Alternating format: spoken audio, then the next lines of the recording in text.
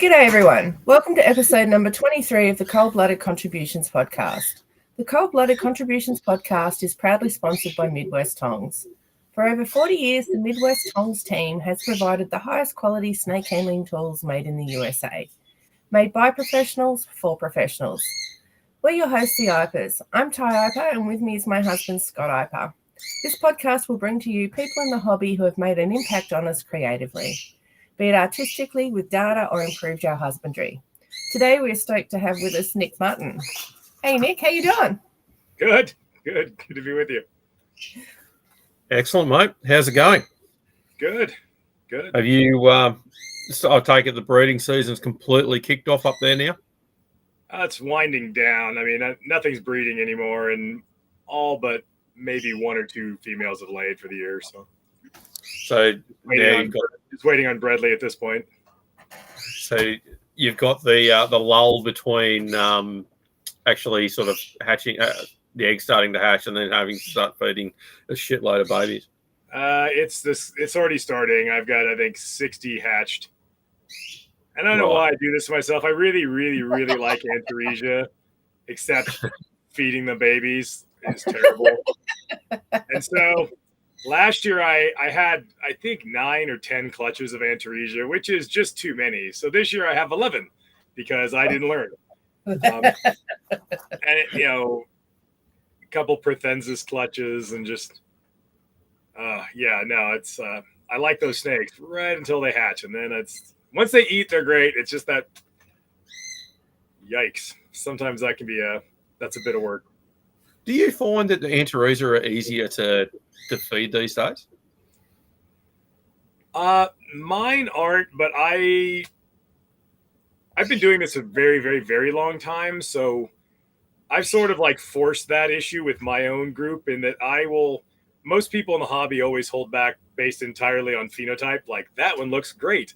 It's like, yeah, but guess which one's going to be the worst one to get feeding? Also that one. It's like, I give a lot of weight with Antaresia holdbacks to who ate first. Like, I write down every feeding and the date. So I've got the day they hatched, the day they had their first shed, and when they ate and what they ate the first time. So I'm like, my holdbacks, if you're not in the first 20% of the clutch to eat, I don't care what you look like.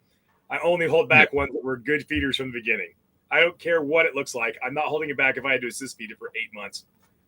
And over time, you get somewhere with that. Scott's the same. I'll go by looks and Scott will go by feeding. So we sort of balance each other out. Yeah, the best looking, the weirdo one is never the best eater. It's always the other way. Always like, guess who's going to starve themselves to death? You guessed it.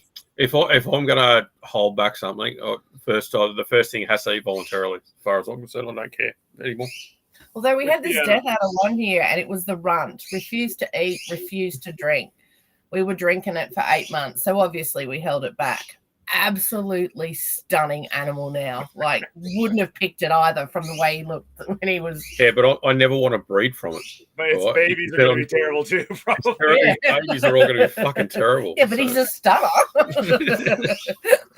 think that this is a topic that might be useful for younger generation keepers because they don't seem to be aware of some of these things, is the concept that you can selectively breed for phenotypic expressions of various things. Everybody understands that, but you can totally selectively breed for good eaters or accidentally select for bad eaters. If you hold back based entirely on the best looking ones, and if they're shitty eaters, guess who their babies are going to be?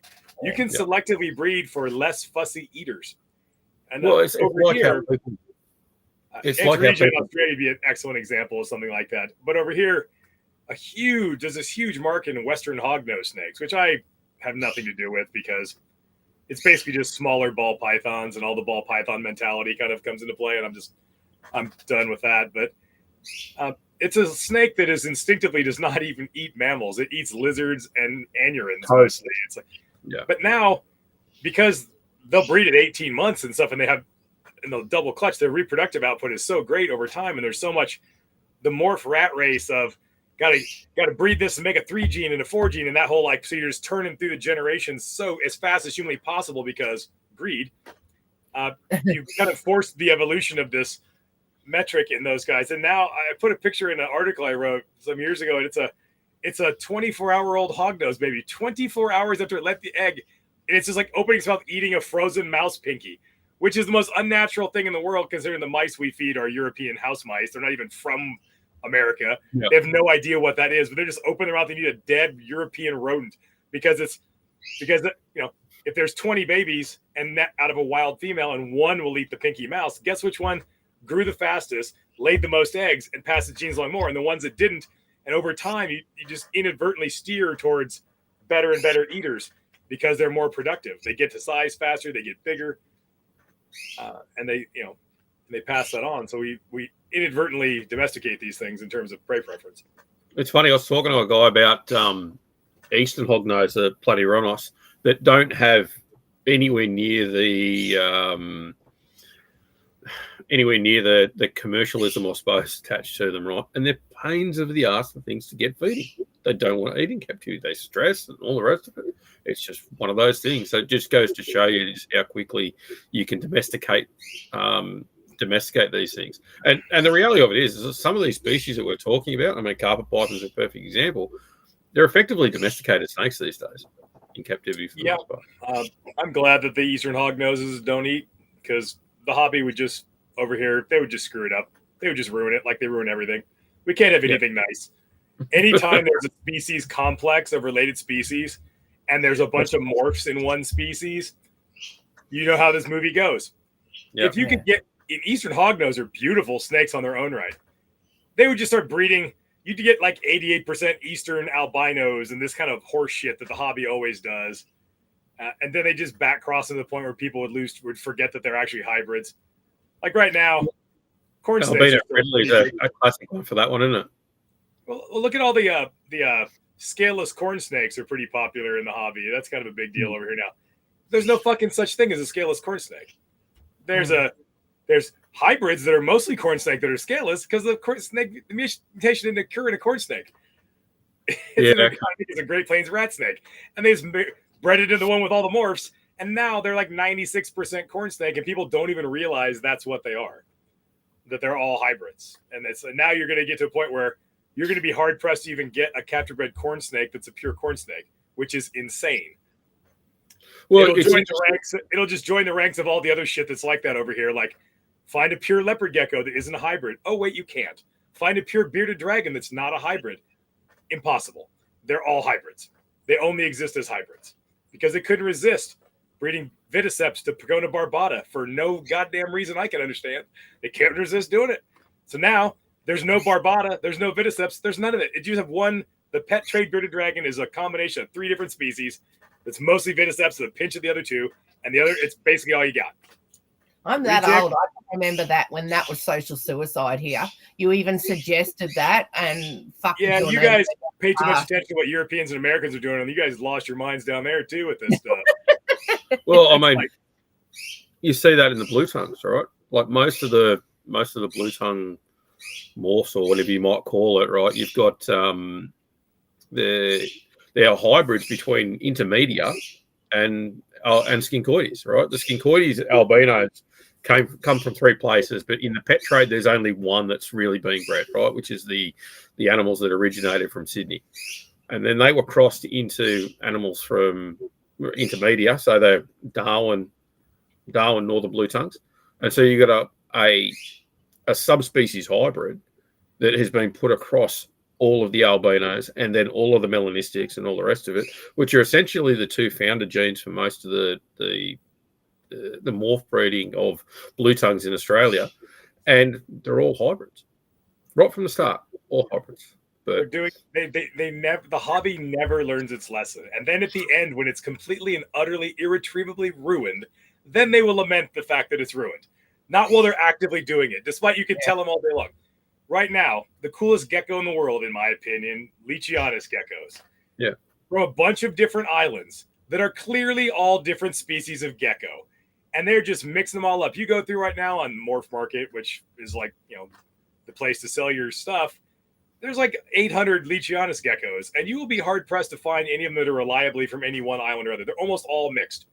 Yeah. And shocker, they're not the same gecko. It's like, dude, if you have a gecko that gets this big and lives on an island, it's kind of very grayish brown, and mostly patternless. And then you have that same gecko lives on a totally different island. It's half the size and has pink spots and its skull is shaped different. It's not the same fucking gecko, guys. It's a different species. You don't need a taxonomist to come through and tell you that's not the same gecko. That's it's starting to get teased apart now. And then it's going to be all your Leachianus geckos that you can never get replaced because you're never going to get imports again. They're all hybrids. Congratulations. Wasn't it worth it? Fuck no. It wasn't worth it. It's retic.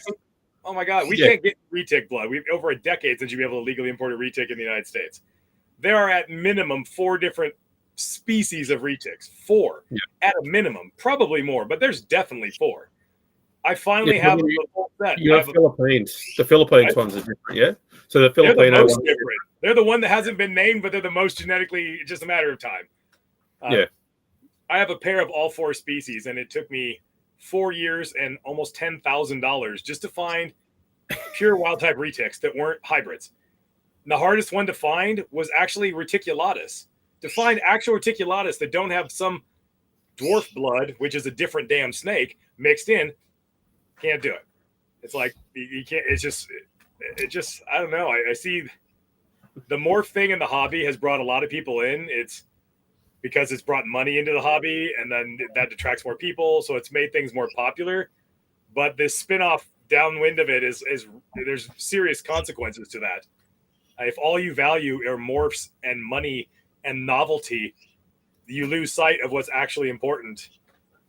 And then you can't get it back anymore. It's gone. Like, we're never going to get, you screw up the retic gene pool, which they've completely done, you can't fix it. You screw up the Australian python gene pool, you can't fix that. We got what we got. We're lucky. We're damn lucky we have what we have. It's amazing. Yeah.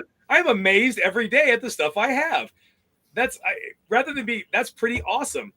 I can't imagine, like, you know what this Bredli's python needs? Be bred to a Darwin carpet.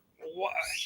Which now, because a few guys down in your neck of the woods keep posting the same picture of an albino Bredli's Darwin hybrid, it's always the same damn picture too, as if like they all look like that. Now I keep eating the fluorescent orange snake. Like I've seen a couple in person, and they are like, amazing to look at. You can fucking have them. I don't know.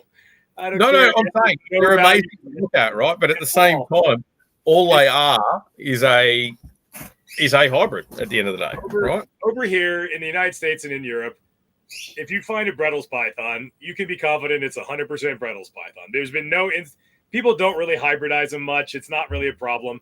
If it looks like a Bredli's python, it's because it is. And that is all changing like this year in mass because of the stupid albino Bredli's hybrids. And a guy in Canada keeps making Stonewash Jags that he accidentally ended up with some Stonewash stuff, not for me. And the Stonewash Jag combination is frankly amazing looking. Like, it's insane because Stonewash is a type of piebald and Jaguar is a type of leucism. And anytime in any species where you combine those ingredients, because they're both sort of destroying the same pigment distribution pathway, you end up with this sort of synergistic freak out effect, and it just blows half the paint off the snake and looks really cool. So now I had all these like really nice hypo stonewashed Bredli's this year, and that was really female heavy. And the number of people like trying to get just only females, they're just trying to hoarding all these females. And now I'm like, oh wait, because Don Patterson set a whole box full of these Stonewash Jags down from Canada. And they're all wild. What do you do with a 50% Bredli's hybrid that's got 4 different species mixed in already? Well, obviously you want to up the Bredli's blood so you get it eventually to where the normal babies just look like pure Bredli's again, because they definitely wouldn't get passed off as pure if they're not, right? We've never seen that happen every single goddamn time. It's like, but it's funny, right? You get to 90% Bredli's python and 10% a bunch of other shit, and it just looks like a Bredli's python, and people want a Bredli's python and they don't want a hybrid. It's just going to become that. That's what happened with everything here. It's funny, right? You're speaking before about the retics being, for at least 4 species. I mean, minimum. We can throw it out there. Water pythons, at least 2 that people don't keep pure. Black-headed pythons. I've got them all. I've got all 3 actually, but I'm like, I have no luck with the Northern Territory ones. But this is the thing, right? So there's a western and an eastern clade of the water pythons. Yeah. There's a western and eastern clade in black-headed pythons, at least. There's probably 3 species within Wyomers. people just don't observe the things. Oh, I'll get a port headland and I'll cross it across the Tanami, but I want some size, so I'll throw a brigalow into there.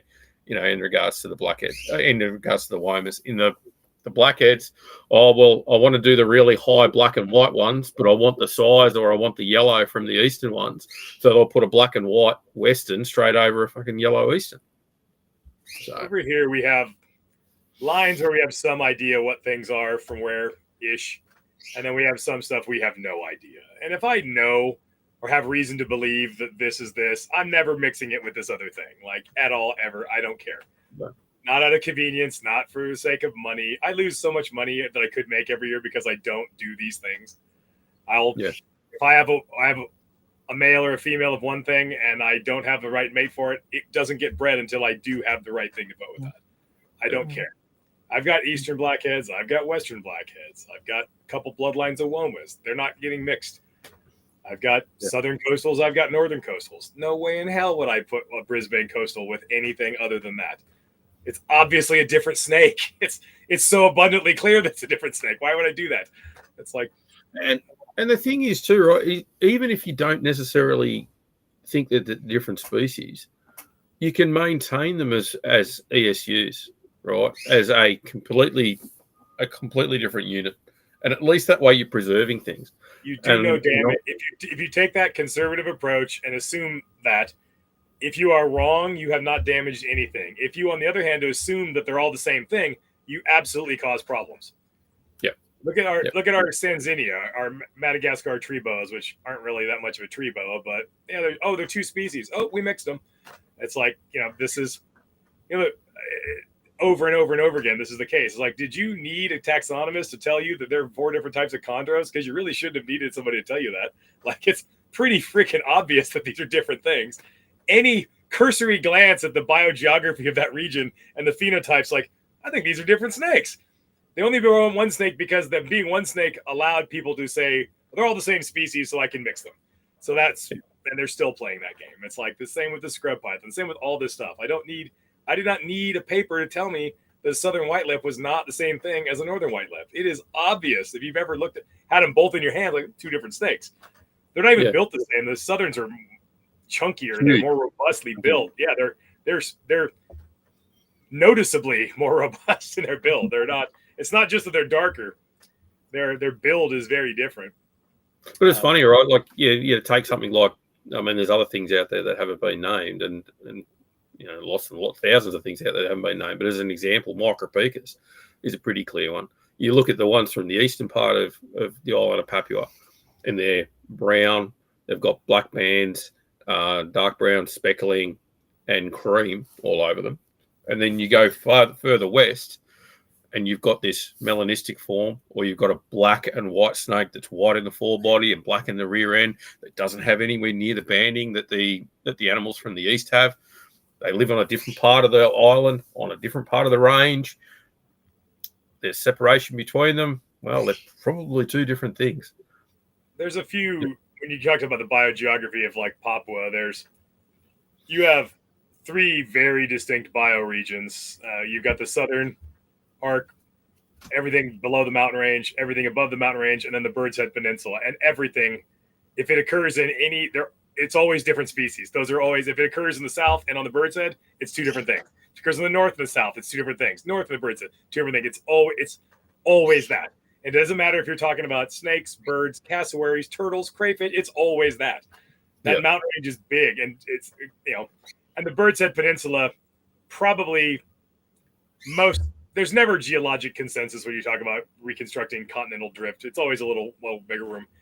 The preponderance of evidence and published work suggests that the Bird's Head Peninsula is actually not really part of New Guinea anyway. It's an island that's on the Australian plate that, as Australia has drifted north, it happens to be at this time it is kind of smashed into that dip up there, but it's actually a separate island.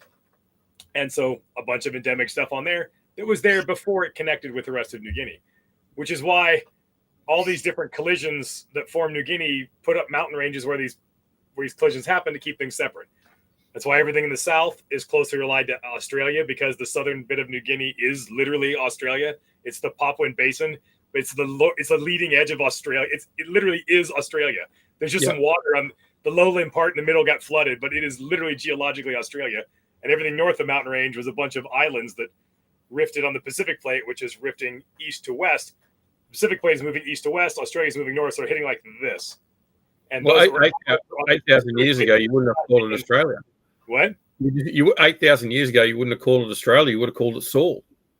Yeah, you would have. Maybe you still should. I mean, the majority of the last 3 million years or so, it's been that.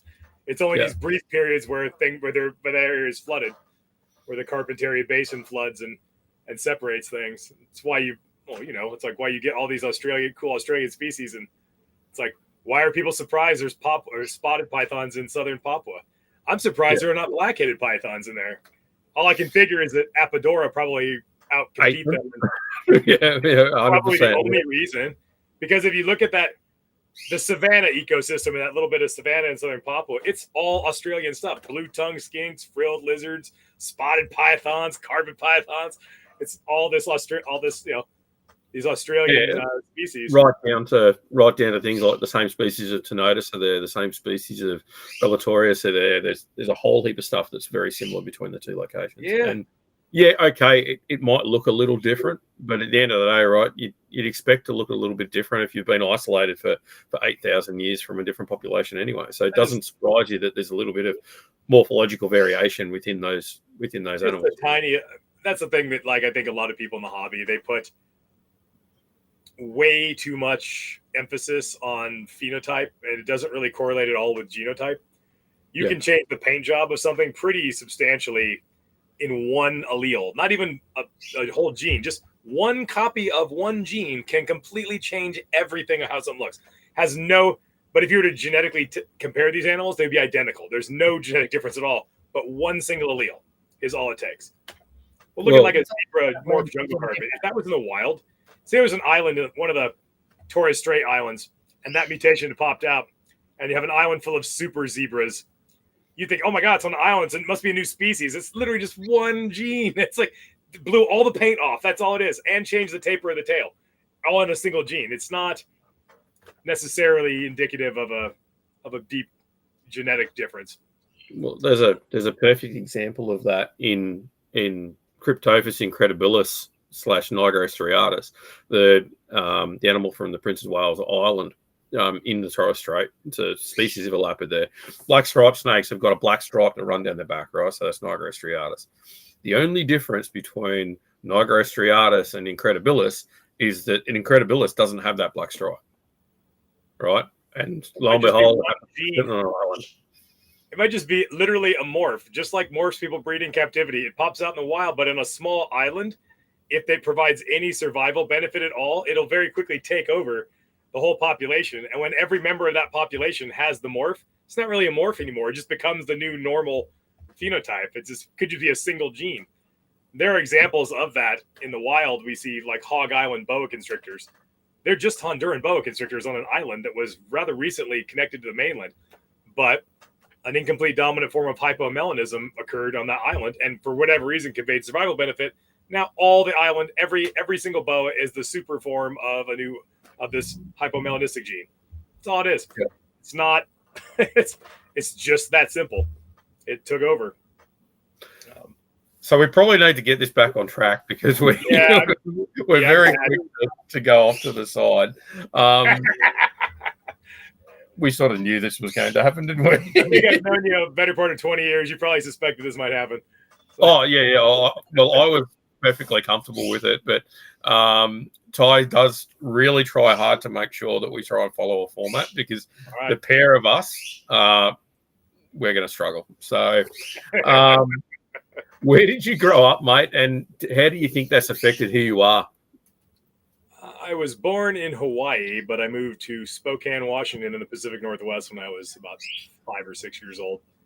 So you went from somewhere that was nice and warm to... Yeah, but I was right at that age where I have almost no memory of that because it was too long ago, just a few fragmentary memories where you're like almost like a picture in your mind, just the most minimal memory of that period of my life. In terms of my career choice, it probably helped me in that there's nobody around here who I live in if you lived in like Southern California or in the East Coast, there's a lot of people into reptiles.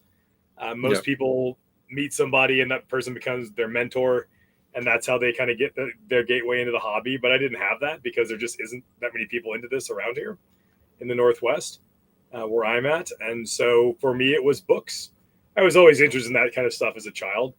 And so books, and I read and I read and I read, and that influenced me a great deal. So I don't really have a herpetological mentor, but my mentors are like Dave and Tracy Barker's Pythons of Australia, or Ross and Marchek's Reproductive Behavior. Those are the things that I'm where I am now and doing what I do because of those books. And Robert Spracklin's book, Giant Lizards, the first edition. I love that book. Like just, getting in the hobby and looking at these pictures, just like, look at these amazing animals. And that's what inspired me because there wasn't a lot of people around. Well, Rob Spracklin's working on another book now at the moment.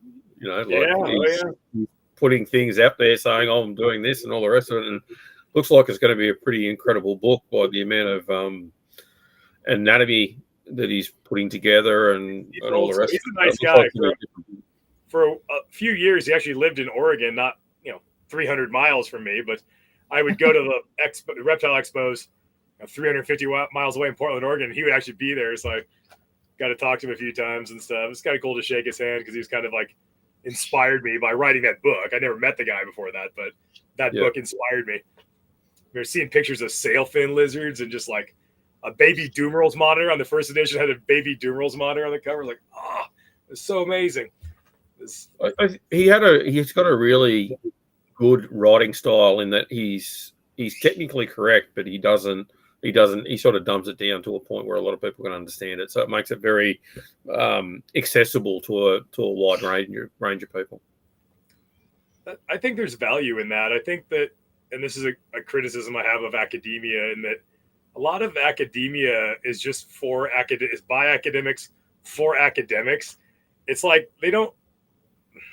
Well, you're like in the same boat as me. You have read copious amounts of papers and things like that, but they're not written for a lay audience. They're written for other academics. And it's like, I think there's an important role we need more science communicators who take that information and bring it to people in a form that they can understand and expose them to these ideas and concepts and stuff in a way that they can actually get their brain around instead of just being overly technical. So it's a hard line to walk though, because you're going to lose an audience either way.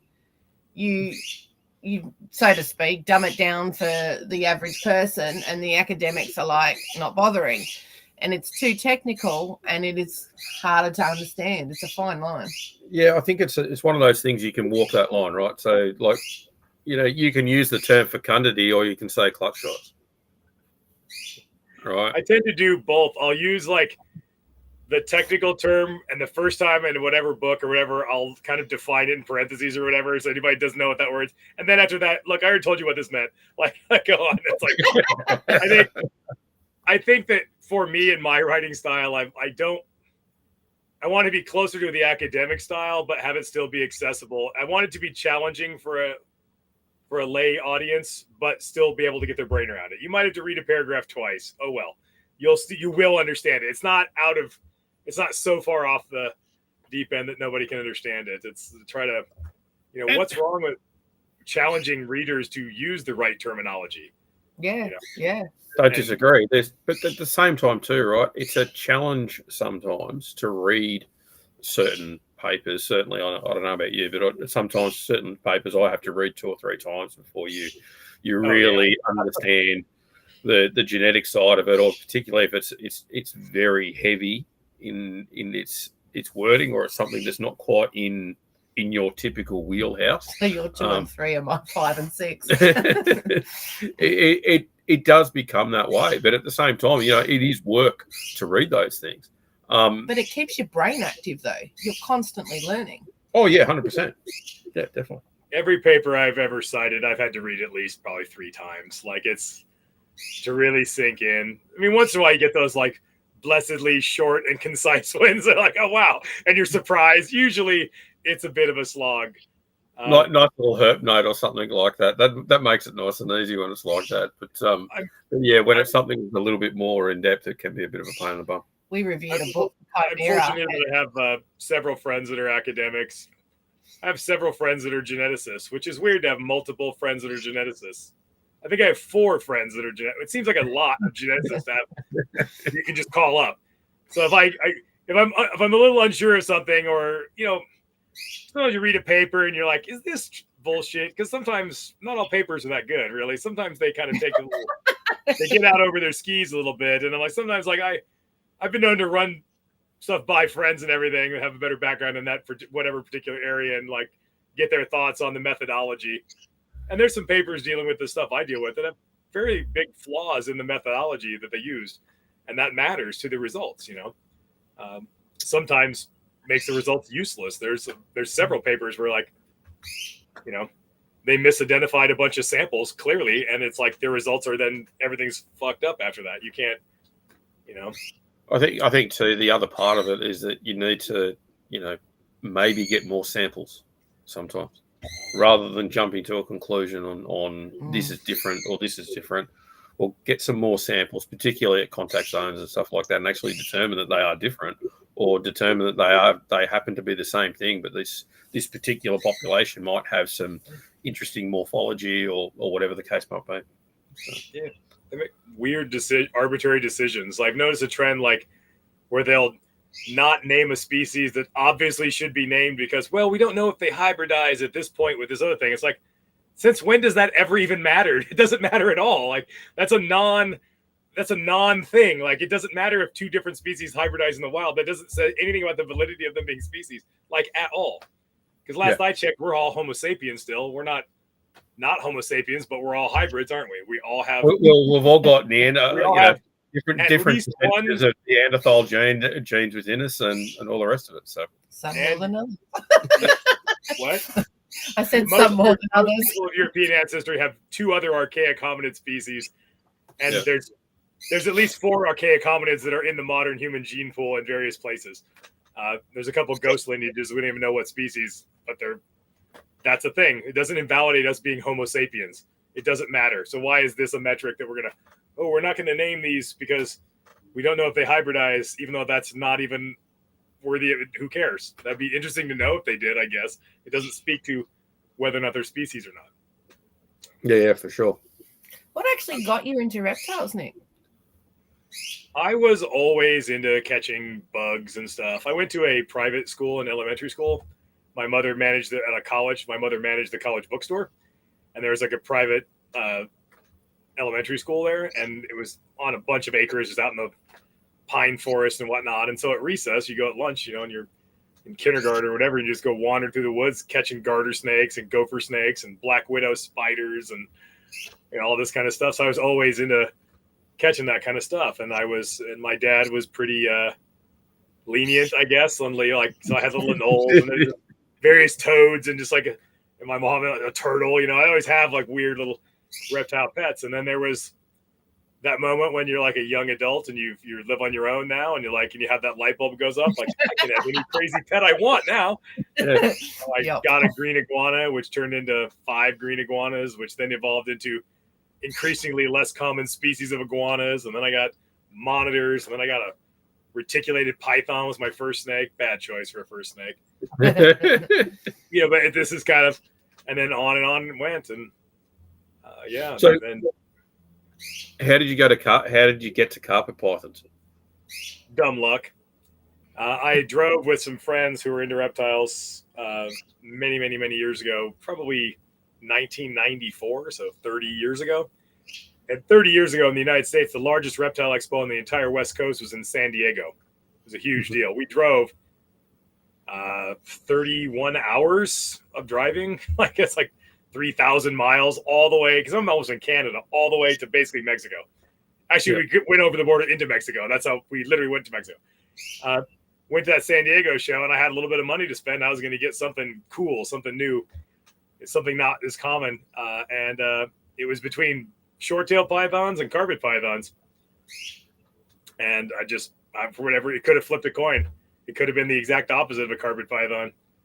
best decision ever to go with carpet pythons, mind you. But I just know that I got my first carpet python there, and then I tracked down a male to go with that female, and then keeping turns into breeding, and then it just starts that long incremental snowball to where you've got so many snakes you don't have time to go to work anymore. Yeah. What do you keep now? Oh my God! You gave me the full disclosure. I was given a cheat sheet of questions that might come up. What all of you keep? So I've compiled a list on this. Well done. Jesus, you'll be able to tick them off. Okay, I currently keep, not counting lizards. I do have 4 species of lizards, but who cares? I've got some iguanas. I've got 3 types of geckos that are just more pets than anything. But I keep 61 species of snake. And that is spread out over, in pythons, I have 40 separate species of python. 40. Jesus. Which is the overwhelming majority of them. I've got 9 species of boas, 10 species of colubrids, and 2 Aracene snakes, which, as Scott knows, are not really actually true boas, but everybody calls them boas. But I kept them separate. So 1 New World Aracene and 1 Old World. But 40 python species. But some of those species people wouldn't recognize because they haven't been named yet. So okay. Among there's an undescribed Antaresia, an undescribed Lyaeus, and 3 undescribed Cymalias, and 1 undescribed Malayo-python. But I'm keeping them safe. I know they're different species. They will be different species. They already are. It's just waiting for somebody to do it. I think the reality of it is until we apply a moniker to it, doesn't change the fact that it's a different species. No. Whether or not it's like whether or not you can see something, it's still there. It doesn't matter. If you give it a name, it's like it's like the data that shows the eastern and western clades of water pythons. That's like 20 years old. We've done it for 20 years. Yeah. No one's bothered to do anything about it. The scrub pythons, that's an ongoing thing, but it's abundantly clear there's a lot going on there. There's all these things. Keep it all separate. So I have a long running competition with my buddy Ryan. So over who's bred the most species of python, and we have the same list. We're counting all these ones that are not yet described, but we know will be described at some point, and so we're up. So are things like imbricata and Ompelli's being kept over there these days? No. Well, I can't say no categorically. The weird Czech Republic thing hasn't happened yet. It'd be super arrogant of me to assume that every single reptile, someone would send me a memo about that. It's possible there's something I don't know about. Generally speaking, though, if somebody has something super rare and valuable, they'll try to sell it to who they think is going to give them the most money. And oftentimes I'm that idiot that they think, oh, Nick will give me a bunch of money for this. Which I'm not going to. And that's not happened. I've not heard any whispers, rumors, rumblings of anything like that on either of those fronts at all. I mean, on Palensis, it's cool. I don't know. It's not. I want it because I can't have it, if that makes sense. But if I can have it, I don't know how. It's another big ass snake. Imbricata, at this point, I bred every single thing there is in Morelia. And Morelia should not contain green tree pythons at all, full stop. You could print that. It should be just those carpets and maybe roughies. But now I've bred every single thing except the one. except for the one. And it's a good one, too. It's one of the most distinctive. I think some of those imbricata, man, they vary so much. But there's an eastern and a western version of them, too. Some of those, you see pictures like, holy crap, they're beautiful. I just would hate to see a morph pop out in the imbricata, or people put those into the genetic sausage grinder. Not that commonly kept here, so I think that's probably good for them. It's probably for the best. It's like people would just try to make a silver peppered, imbricata or whatever dumb short-sighted thing. I think they're so cool. I went all the way to Western Australia to find one and didn't find any. Found one smashed one on the road. That was it. And it was certainly when we were over in WA a couple of years ago, we were looking at some of the stuff in the captive market over there, and they're certainly starting to line breed for pattern and all the rest of it. So they're doing some polygenic stuff there, but they haven't popped out a weird one yet. So I think that, I mean, this is always getting off track, but it's my current soapbox. Every time I get on a podcast, I start screaming about why morphs suck, and then I breed a bunch of morphs. I'm very conflicted, but I just feel like too many people in this hobby have lost their damn minds. They have lost that appreciation for the natural beauty of these animals and what they're supposed to look like. If you can't appreciate, you can like an albino Darwin. I got a bunch of them. They're pretty cool. But if you can't appreciate how cool a normal Darwin is, you've lost the plot entirely. Like, I mean, it's not, a morph is not better than the original animal. It's just different. It's a novelty. Novelties get old. It's like, you should be able to always be able to appreciate the natural beauty that these things inherently have. And if it has to be 9 different morphs for you to be interested in, you're probably not really into snakes. You're into morphs. And that's different. Look at a Pilbara Death Adder, right? A melanin, the dark form of a Pilbara Death Adder is among one of the prettiest snakes on the planet. Pardon? Are you all right? I like dark snakes. I'm right there with you. But I like Death Adders too. Like, that's one of my favorite all-time Australian snakes. Like, in all my travels, fortunately, they're really commonly found in the road in the middle of the night. It's like, I have found so many Death Adders. Like, I always think it's some Antaresia. Nope, another Death Adder. And I like them a lot. I think they're gorgeous animals. But I suppose the point is, right, is you've got this snake that is almost fluorescent orange, burnt orange, and then it's got these beautiful coal black bands all the way across it. And it's like, how do you improve the look of that? I'll have it's got more black or it's got more orange or whatever, but then you're just changing something that was already perfect to begin with. Like a red-bellied black snake is an amazing looking snake. More people will never be happy. There's no happiness to be had in pursuing that because it never ends.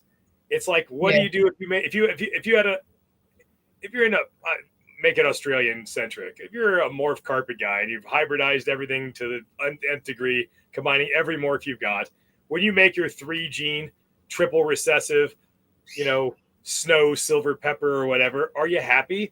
For about 30 seconds. You get about 30 seconds of happiness because then you're thinking, well, now I got to add this. Now I got to make it a hypoxanthic snow. Now you're never happy because there's never any end because you're never just like, that is beautiful. I'm done.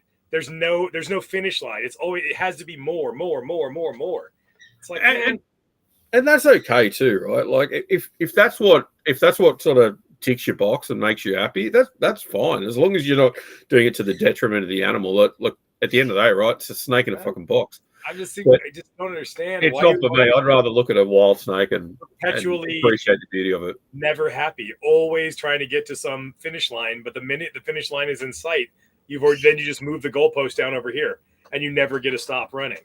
It's like it's this endless race that you can't win. Like, I look at my gelatin carpets. Like, I can't believe I actually have gelatin carpets. That's the coolest damn thing in my whole collection. I look at those, I'm like, there's some right behind me, like some babies. Like, I just love that I have these things, and they're beautiful and perfect, and I'm thrilled. And I don't need them to be an albino. That's not. I think that's the difference too with someone overseas having our animals. We are that used to them, and we have, so shall we say, a limited pool of animals, really, and what we're allowed to keep. Yeah. And you're fortunate though that you have all the cool ones. If you were into pythons, you could not be in any better place. Like, most of them are there, and most of the coolest ones are there. Like, it's. But I think it's the grass is always greener on the other side. It's like this isn't changing anytime soon at all. Oh, look, I mean, at the same time, right? I don't particularly like cobras or anything like that, but I love mambas. Right? I'd love to work with mambas. I know Ty would love to work with vipers and stuff like that as well. And there's certainly some vipers that I'd love to work with too. But at the same time, it's like, I'm sure once you get there, you're like, oh, is that what it's like? Oh, okay, fair enough. And at the end of the day, right, it's just another thing that you're cleaning shit out of a box for. It's just like you said, Ty. It's like, and the guys that have all the cobras and mambas want inland taipans, and they want that stuff. They want the stuff that they don't have access to. I don't know. Maybe it's just human nature to want what you can't have. Yeah, probably. Yeah, you nailed it. Yeah. Yeah. But So what's your favorite species to work with? Bredlis.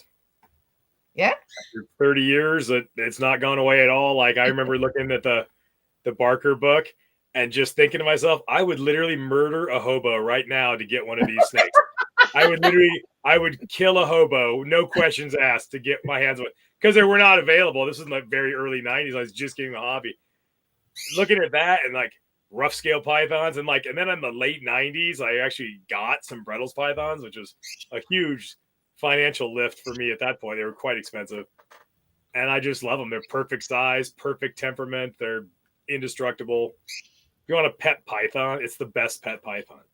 They are probably the perfect size as a pet too, right? Yeah. They've got a bit of size, so they've got that impressiveness to it. They eat like absolute champions. They can handle the cold. They can handle the heat. It's fluorescent orange with black and white tipping. Like, they're a beautiful snake, and 99 out of 100 are some of the best natured snake carpets that are out there. You know, like fucking a lot of the others are bitey fucking things. Bredlis are usually really, really good.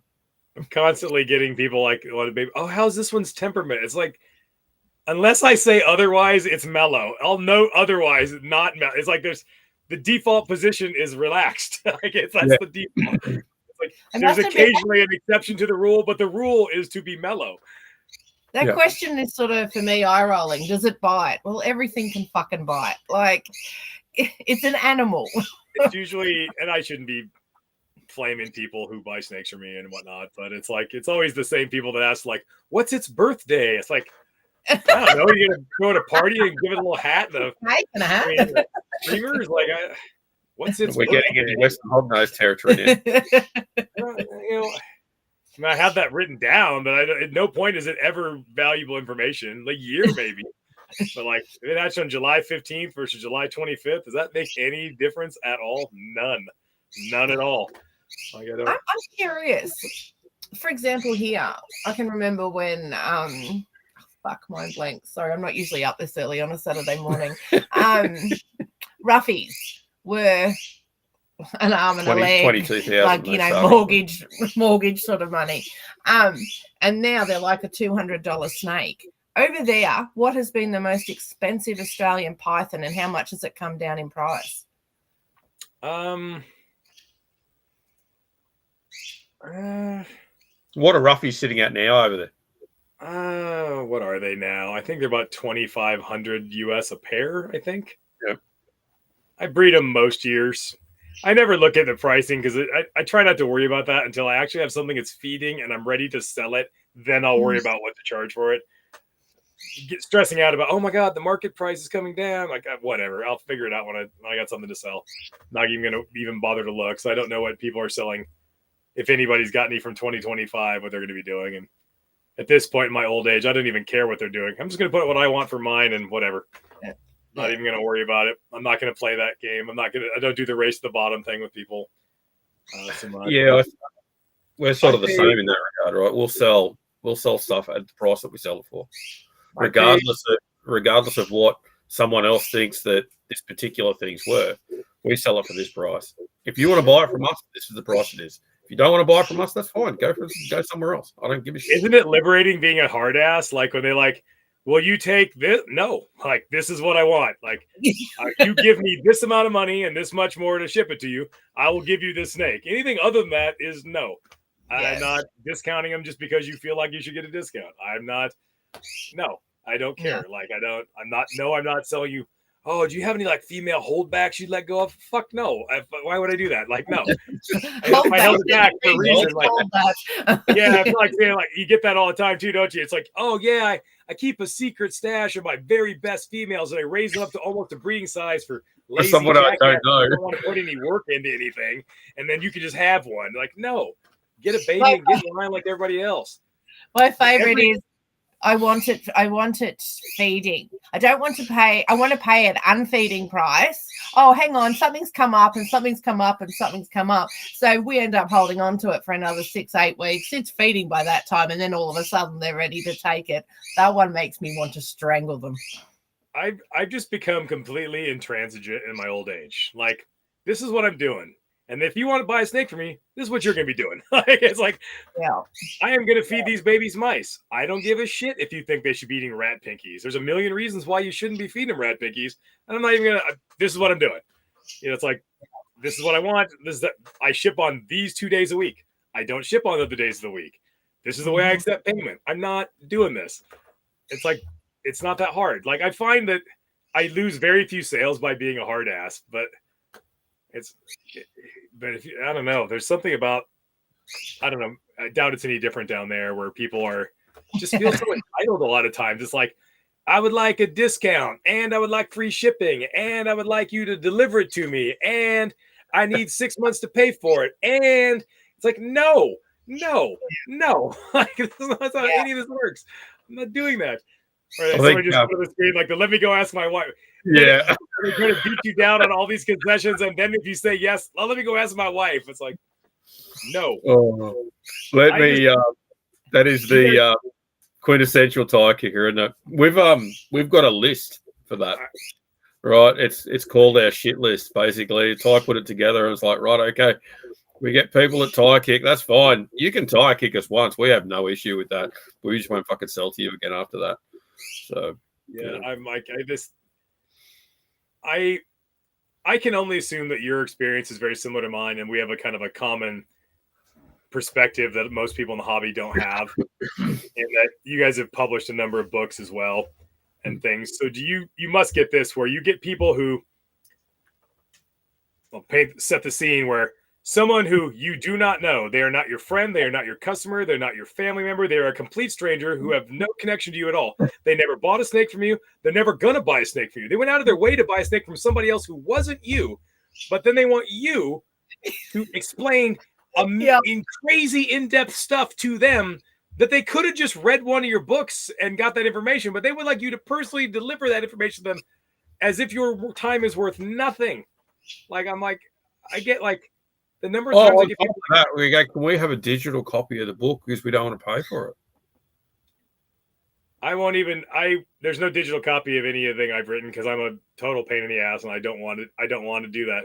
I didn't work that many years to write a PDF that somebody can just steal. It's like, if you can't spend like $60 on a 600-page book. It's like 600 pages. It's over 600 pages. It's like, it's all in there. Why did I write this book if I'm just going to random people I don't know and just answering questions? Hours. And it's never like a simple question. Like, it's always something really what they think is simple, but the actual answer is like, how big will this get? There's no answer to that question. It's like, because most people in the hobby don't know what indeterminate growth even means. They think that there's a magic point where your carpet python will stop growing. Nope. There isn't at all. At the point that you fed it to the point where you killed it, it died young because it was too big, that's the point. But short of that, oh my God, I knew a guy that had a pair of 10-foot Tannenbar pythons. 10 foot, or that big around. I had a male Tannenbar python that showed interest in reproducing at 250 grams in the diameter of my pinky. He was this long and ate hoppers, and he was trying to breed. And the male that did breed successfully that first time for me weighed 500 grams and was this big around. And the female weighed 800 grams and laid 8 eggs at 800 grams. Then why the fuck are these snakes 10 feet long? It's like, they're obviously not supposed to be that big. They'll keep growing if you keep feeding them. People get in their head. You see that in, the local carpet pythons around here, right? You'll get carpet pythons around here that can get to 11, 12 feet long, right? Do you usually see a 12-foot carpet python now or an 11-foot carpet python now or anything like that? No, because we killed them all. They've all been hunted out and all the rest of it, right? It's not only that, they're in bare minimum. To get that big, that snake that got to be 10, 11, 12 feet might be 35 years old. Yeah, I'm going to say 50 plus probably years. An ancient snake that just never died. It just kept eating and slowly lived a very long life and you see, crocs are like that. You get up north, it's like you get truly massive crocs, but they're like 80 years old. They're like, they just get that big quickly. They just lived a long time, and eventually the lucky ones that live a long enough time can get big. Yeah, for sure. I've been really harping on trying to get people to understand the concept of what a healthy adult size is, because there's no such thing as a maximum adult size. It literally, in point of fact, doesn't exist. What's a healthy adult size where your snake can live and eat and reproduce and live a normal life expectancy, live 20, 25 years or whatever, a healthy adult size? Because if you get to the upper limits of size, reproductive fertility, fecundity, and lifespan go in the toilet. You don't, it puts pressure on things. It puts pressure on the muscles. It puts pressure on the skeletal system. It puts pressure on basic physiological processes, right? Yeah, so the heart has to work way harder to pump blood to this giant body, and just the effects of being big. And it's the same in humans. You look at that. It's confounded in reptiles too, with the physiological change that goes through a snake when it eats. The change in the blood and all the rest of it, it completely changes the chemistry when a snake actually eats. It changes the enzymes, change the thickness of the blood. There's all of these changes that go through, so the body can actually start processing this meal. And that's why you see animals drop off the perch if they haven't eaten in a really long time, and you feed it. It's an animal that's emaciated and it's already under fairly significant physiological pressures and stress, and then someone gives it this big fucking meal, and they wonder why the animal fucking dies. That's why. Because it's got people. I try to explain this for a long time to people. You see it with babies a lot, but the baby that doesn't eat, it's never eaten its whole life, and you can't get it to eat, and it starts wasting away, and it's losing weight. It's just in a shitty condition, and then at the last second, it finally decides to eat, and then it's dead the next day. And they give it this fucking massive meal too. Yes. I'll give it 3 pinkies. No. Yeah, it's like that. They have to read. They don't realize that their heart literally is not and their gut is not the same size at all times. Their gut will atrophy when they're not eating to reserve calories, so they don't just keep the calories going to maintain it. And so they have to direct blood flow away from their organs, like their heart, to their gut to expand the gut to digest a meal. And if you're super, super weakened and you direct blood flow away from your heart to your gut, you just have a heart attack and die, and it literally kills them. It's like if you, in that situation, like little meal, just something insultingly small, and it's like. But we do that as our first feed, right? Whenever we're bringing something out of cooling, right? Because they do atrophy to a point, right? We give them a really small meal. Yep. And then we give them another slightly larger meal a week later or 4 days, 5 days later, right? Exactly what I do. Then once it's 3 days, once it's gone through 3 feeds, then you can go back to your typical size meal. That's exactly what I do. And this is one of those things that us old timers probably all mostly know, but a lot of the people listening to this are not going to realize that. Like when I bring my Bredlis out of brumation every year, it's like a weaned rat, which is nothing for an adult female Bredlis python. And then it's like then a little bit later, it's a slightly larger rat. And it's like by meal 3, 4, then we're getting back to a normal size meal, easing the mac out of it. The apparatus is fired up. Don't just start out by feeding it a guinea pig or something. I've tried to explain it as, think about how you feel. Imagine, like, say you've been sick or whatever reason, you haven't eaten for a little bit, your stomach's shrunk, and you feel like shit when you have a big meal. So you need to ease your eating habits back in. And the response I usually get is, it's a snake, it's not a human. And I'm like, well, I don't know how else you're going to get it then. If you can't put yourself in that position, so to speak, to a certain degree, you're not going to understand why you should or should not be doing what you're doing. People are very impatient now. They want instantaneous results. But snake needs food. I'll feed it more food now. Everything goes faster. It's like, nope. A lot of times it's slow. There's so much wrong with the way a lot of people keep stuff now. And a lot of it is just simply greed based. I've got this new whatever, and I want it to make babies as fast as it possibly can. So we've sort of institutionalized this overfeeding thing where now the worst people are like over here. You don't have ball pythons in Australia, at least above board anyway. And we know they're there, right? But this idea that like male ball pythons are reproductively active at 6 months old and that females should all be reproducing at 18 months old, which is insane. That is what people now over here think is normal. If you had a female ball python can reproduce at say 1,500 grams. If you're selling a yearling ball python female, and it's a female, and it's less than 1,000 grams at 1 year old, people are like jumping your shit because you haven't been feeding it enough. Like, what are you lost your freaking mind? Like, are you kidding me? And that's just what they think is normal. Like, that pythons are supposed to be breeding at less than 2 years old. Like, that's never going to happen naturally. Well, what's that happen? How has that changed now in, say, ball pythons, right? The male ball pythons are breeding at what size and what age? Like something ridiculous like they're breeding at 6 months of age now or something like that. I have a friend years ago who bred one, and I think it was 49 days old. Fuck. And it was 250 something grams. It was like 49 days out of the egg. It was a situation where like plans A, B, C, D, and E males, none of them would do anything. And he just like on a whim, and the damn thing did it. I'm just thinking like pushing things that hard. These also, like a lot of these guys, they'll do with like, if they want to get some male or whatever, or even a female up to size super fast, they feed them rat pinkies every single day, like 7 rat pinkies a week. Every single day you feed a rat pinky. It's a perpetual influx of calories and a conveyor belt of calories, but it's not large enough to ever trigger a shed. So the snake doesn't really shed. It just grows that whole time, never even having to slow down for a couple weeks to shed. I mean, this is not healthy for the long-term health of these animals to do this. But well, I think that's the other part of it, right? You hear it and they go, oh, yeah, my animal did really well. It lived for 8 years. And like, they think that's a normal life expectancy. They literally think that 8 years is like somehow not that's fine.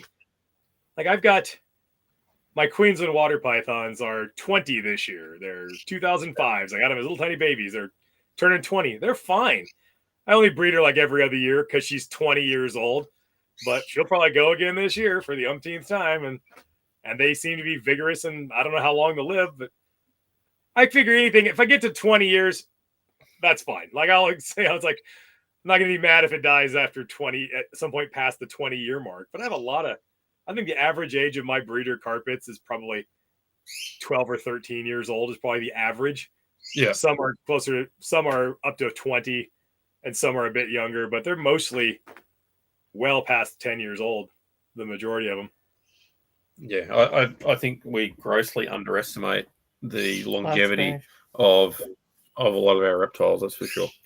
So, but at the same time too, right, you can have things bred at a young age that it just blows your mind. Like we had Cunningham skinks pop out.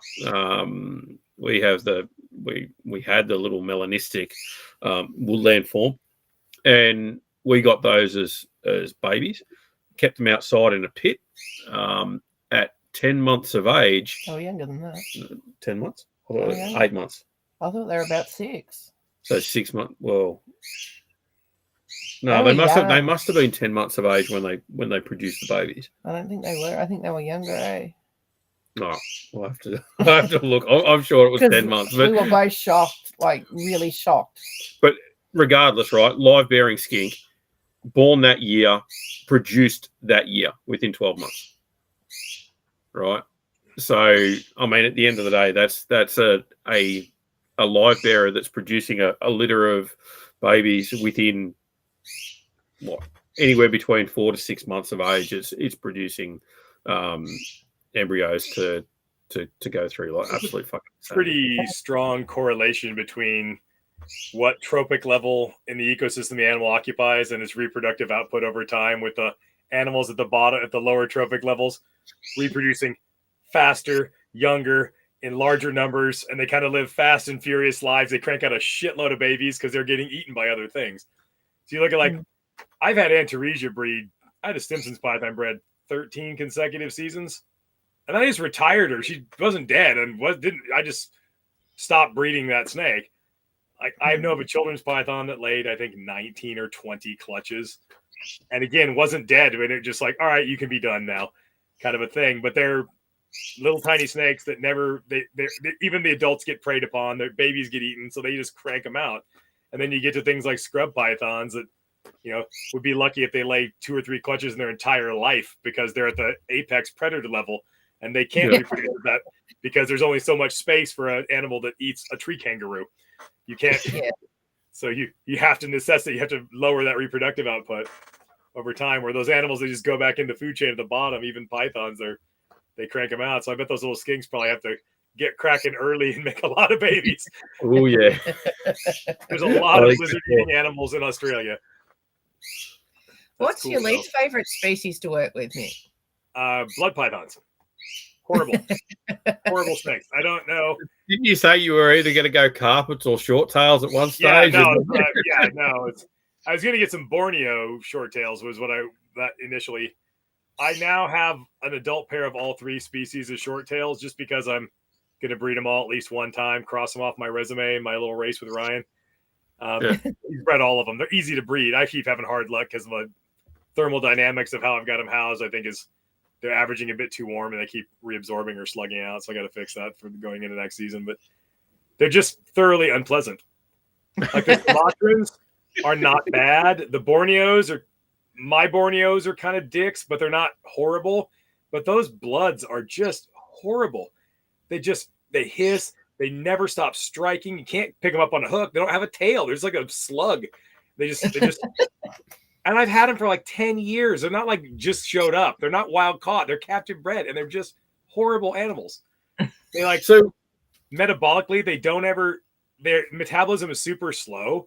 So they eat and never, ever, ever shit ever. And then one day they shit the size of a bull elephant. It's like, oh my God, it's a massive thing. They swamp their cages constantly. They can't handle it. They just want to be in a nasty, swampy, they're just gross. I do not enjoy them. I mean, if people like them, they have a big following, they can have them.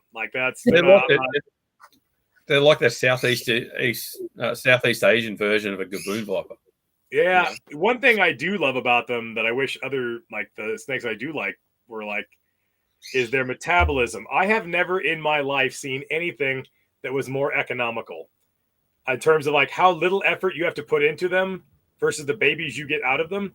They lay large clutches of eggs and you never feed them because they do not move. They are so sedentary. It takes almost no food.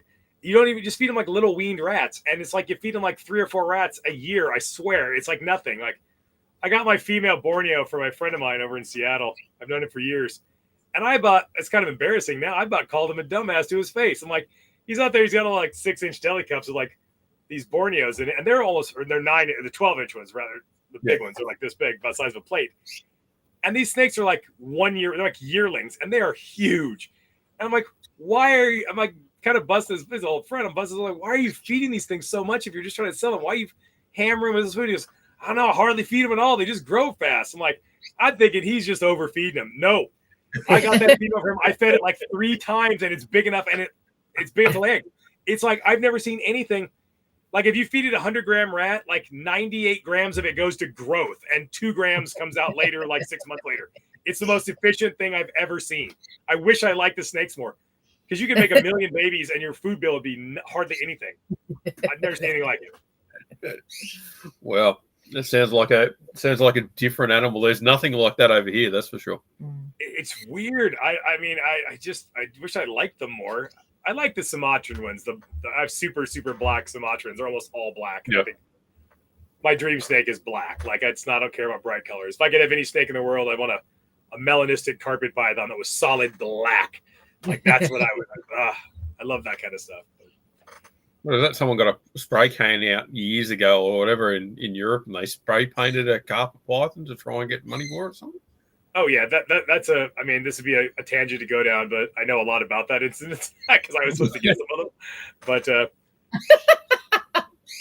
my friend Paul Harris was in communication with the guy and wanted to get it. He had a whole deal worked out with the guy to get a couple visuals and 3 pairs of hats. So one of the pairs of hats was for me. He was working to get me a pair. But the guy was saying things that were kind of red flags. It was always there was reason to be suspicious. So Paul basically just told him, fuck off. That's totally unprofessional. That's not how you do business. We had a deal. Cut him loose. Another guy, another German guy, basically went back and bought the snakes. But the guy never sold visuals. It was always hets. It's like, it's always like some mystery buyer would happen to buy out all the visuals, so there's always just hets. Because you can't deliver fake visuals, but you can deliver fake hets. Yeah. And long story short, 100 grand, 100,000 euros later, nothing ever produced. It was all a scam. They just painted the snakes. And then it was a person that like never existed. They like tried to track down this person. It's like it was a made up fake identity. They never got in any trouble. But the funny part is the same person clearly pulled the same scam again years later, a handful of years later, with ball python people who don't talk to carpet python people. And the ball python people don't believe. And so unless you believe that a new recessive mutation for a solid black ball python just happened to pop out of Eastern Europe in the exact same place, it's exactly the same thing, this whole thing. And then like a year later, they made an albino version of it. They just called it the black ball. And the other one they called the red ball. It was like red. It's like, well, if a solid black snake that was an albino wouldn't be solid red. That's not how that would even work. But nonetheless, people lined up to buy hets and everything. And they got away with it twice. A friend of mine, a guy in Texas, asked me my opinion of it. I said, it's a damn scam. It's clearly the same dude that did the same thing with the carpet pythons. No. It's like, and up to that point and never after, no human ever actually saw any of the black or red balls in person. There was always some reason why you couldn't come by and see them. There was always because they didn't fucking exist. It's like, don't be surprised if they show up again. There's someone else in the Czech Republic or whatever, shows up again with some melanistic spray painted snake. It's like the people that had super jags, right? They had the leucistic jags that got to adulthood, So well, that was the whole Photoshop hoax scam too. So it's a Photoshop interpretation of what they thought a living one would look like the next time, because clearly they're not all going to be dead. Yeah, they are kind of all going to be dead. I think that's that's going to be interesting now with AI, right? How incredible AI is. People are going to be able to produce videos and things like that of stuff that looks almost real. And in the next couple of years, it will be indistinguishable from real. Yeah, and that's a problem all around the world with a seemingly large percentage of people around the world cannot determine what is true and what is obviously bullshit when it's obvious. They have no hope for those people when it's not obviously bullshit. They can't tell obvious bullshit from facts. Like a perfect illusion. Like, those people are doomed. Like, people will be able to produce videos of a black colored ball python, right? It won't be a fucking thing. It won't actually be there. So yeah, I don't worry about that stuff for me because I'm old and like I'm old and established. Like trust but verify, I guess, as Ronald Reagan used to say. Like, if you got something at this day, like, unless I or somebody I know can go lay eyes on that damn thing with themselves, I'm not buying it. No. I'm not doing it. I'm not giving you any money. Like, if someone had a legit piebald carpet python and they wanted a bunch of money and I was in the market for such a thing and they were in Europe or whatever, I would fly to Europe to look at the damn thing before I gave them any money. Yeah. And if they won't let you do that, it's because it's not real. Unfortunately, it's too easy to scam now. There are a million ways to do it. Oh, yeah, it's insane. But that's I think that's what we've sort of touched on AI, and we might go down this rabbit hole for a second. It's the one thing that does piss me off a little bit is that people are going to be able to take our books, take our work, and then basically just produce their own version with AI, ChatGPT, and all this sort of shit. It's a lot easier if that's an electronic version of that book around that it'll have access to. Yeah. Yeah, 100%. They will. I'm not interested in ever writing an ebook or having a digital. I mean, there's ways you can just manually have to turn the pages and just basically photograph them, and it'll do that. It would take somebody about an hour and a half probably to sit there and digitize my book illegally, and then it would be done. Thankfully, reptile people apparently are pretty lazy about doing that sort of thing so far. But eventually, it's going to happen. It is. It's total. I'm a little surprised it hasn't already happened. Frankly, it's people. I don't know. There's more misinformation than good information out there, and it's constantly. I'm getting realized, like, for my own sanity, that I've made myself too available to the general public. Probably, like, I am too willing to just answer questions from random people I don't know about stuff. And the amount of hours every week I have to devote to doing that, I'm just really trying to cut back. So now I'm more willing to just not respond to an email occasionally. It's like, I just can't do it. It's like, ask those questions the guy you bought the snake from. And if he can't answer them, why did you buy the snake from him? Like, it's like, why, how can I tell you how am I supposed to tell you what your snake should be eating? You can get it from me. Ask the guy you got it from. He probably should know. Like, don't ask me. If you can't ask, why did you buy a snake from in the first place? I try to be a little bit less available, if that makes sense. Yeah. I'll jump on Facebook or whatever and answer a question once in a while, but I will only answer a question if it's a really good question. If it's a question you could have just Googled, I'm not going to do that. I'm not even going to bother. Like, if it's a question, like sometimes someone asks a question that's really like, wow, no one's going to have the answer to that. I'll jump in on that one maybe, but I'm not so much anymore.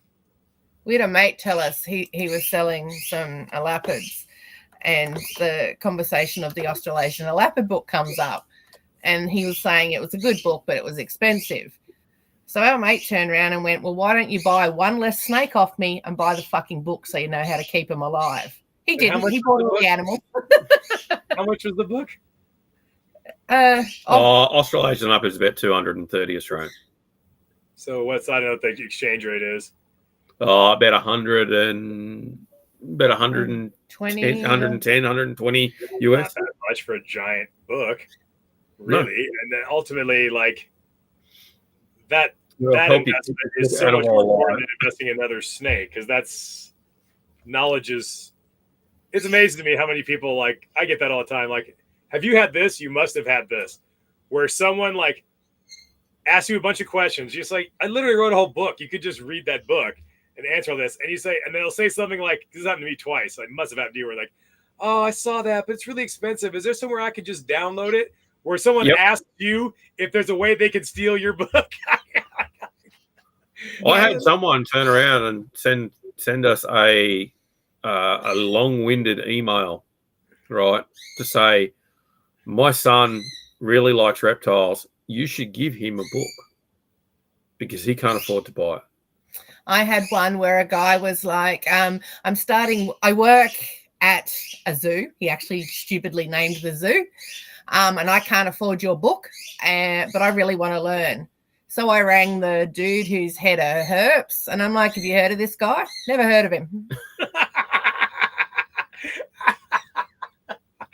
Oh, man. It's like you'll spend $1 million on a snake and all the rest is crap, but not spend any money on actually learning anything. Or decent husbandry. That's the other one that gets me. They will spend an arm and a leg on a snake, but won't follow through with decent sized enclosures, or even they go the cheapest version of food, and you just sort of think, fuck, like. Well, it's like, and this, I assume this is true for you because it's surely true for me. It's like these people complaining about how much a book costs, and you're thinking, like, I probably made less than a penny an hour. I don't know how long did the Lapid book take you guys to write that? That was a year, a solid year. No, you got it done in a year. Yeah. Oh man, like that's flying. No life, babe. Like last herping book took Justin and I 4 years. Like we're going for 4 years, and like complaining is like $60 or $70 or whatever. It's like the book we're working on at the moment though so far has taken 3. Yeah, we were supposed to be due same time as Field Guide, and I stupidly said yes because ADHD, no idea of fucking time. And Scott's like, we can't do that. And I'm like, yeah, we can. And I was doing about 20 hours a day on the computer. And when Andreas heard that, he's like, stop, you're going to fucking kill yourself. So we were sort of like, oh, break. And then every now and then we get, how's the book coming along? And we're like, good, but. I work on books in like 4-hour increments, but with big gaps. It's like there's certain times a year, like now, it's like, oh, all these eggs are hatching, and then the babies aren't feeding, and my ability to write is. So I've got my major contribution to the, but it's already been a couple of years in the making of this Aspidites thing, and that's like covering 2 species. I reckon you spoke to me about this like 4 years ago. Well, there was a point where Justin and I had floated the idea to Justin, maybe we should do an Asphodite book. It wouldn't be as long, but we should do that. And he didn't seem that interested in doing it. Then we finished the carpet book, the second one. And then after that, he said, yeah, we should he brought up maybe revisiting that idea.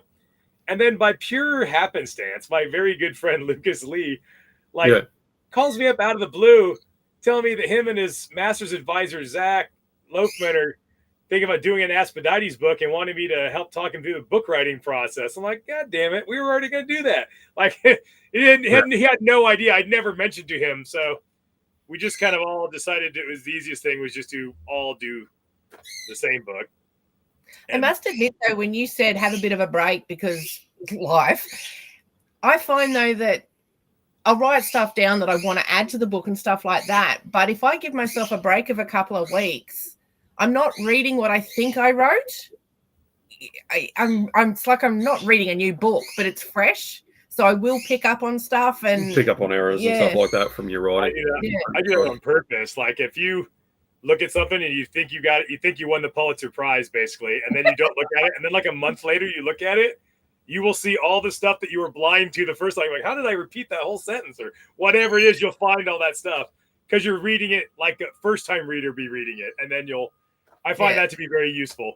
Yeah, I think that's the beauty of a co-author too, right? Is that you'll write it and you'll know what you're saying, but then your co-author reads it and they're like, "Fucking, what crack are you on today?" You know, like you fucking listen to me. I want to find I have a lot of things I want to write about, so I keep finding ways to put things in there and stuff. So I finally got to write on evolutionary convergence because I write the evolutionary history chapter in all these books, and I finished that. I'm like, I want to write on evolutionary convergence, so that's why I got pictures from you of some of the elapids and talking about that conceptually. I think a lot of readers are not familiar with that concept, but they're kind of familiar with seeing the results of it, like that there are these incredibly similar animals independently evolved because of largely similar sort of ecosystems and whatnot. I mean, you guys have mollusks, but we have horned lizards that are doing the same thing. They're like, what is it about living in the desert and eating ants that leads to having thorny projections on your body? Like, why is that? Why crazy thorn-like things and being a desert ant eating? But one's an iguanid and one's an agamid. They're, common ancestor would have been in the Triassic period, I think. It's like, but it's doing very similar things and involve similar apparatus to do it. So I got to talk about that kind of stuff. So now I'm in just review mode. I've got to go through chapters that already exist that other people wrote the first draft of, and then add my bits and pieces to.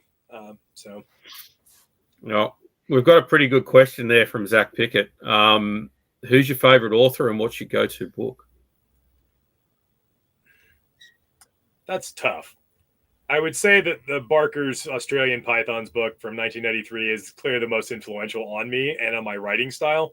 If you look at my writing style, because they were the first ones to write a book for the hobby that kind of straddled that line between academia and the hobby and kind of straddle those two worlds together, and they got that perfect blend. And so I've consciously tried to emulate that writing style with all the citations, and it's more technical than your typical book, but it's still accessible. And so that had a huge influence on me. And just also as somebody just getting into the hobby and fascinated with Australian pythons, the quality of photography in that book is, especially for the time, really good. And you just as some, dingling hobbyist in Spokane, Washington in the US, looking at these amazing pictures, these animals I'm never going to get to see, which I've now seen all of, but it's it's pretty awesome. You look at that, and I've never seen an Owen Pelly python, so I've never seen one of those in the flesh. So it's the only Australian python I've never seen. I think the incredible thing with that was that when the photos in that particular book of the rough scale pythons, because that had the first book to have photos of live rough scale pythons in it, and here it is just this different format where it's got these huge, massive photos inside it. The imagery in that book is so sort of high all the way across the board. And the other thing is that they had multiple images of all the species in that book as well. I think it's a landmark book in the hobby, a really important book. even if some of the information, most of it holds up pretty good, actually.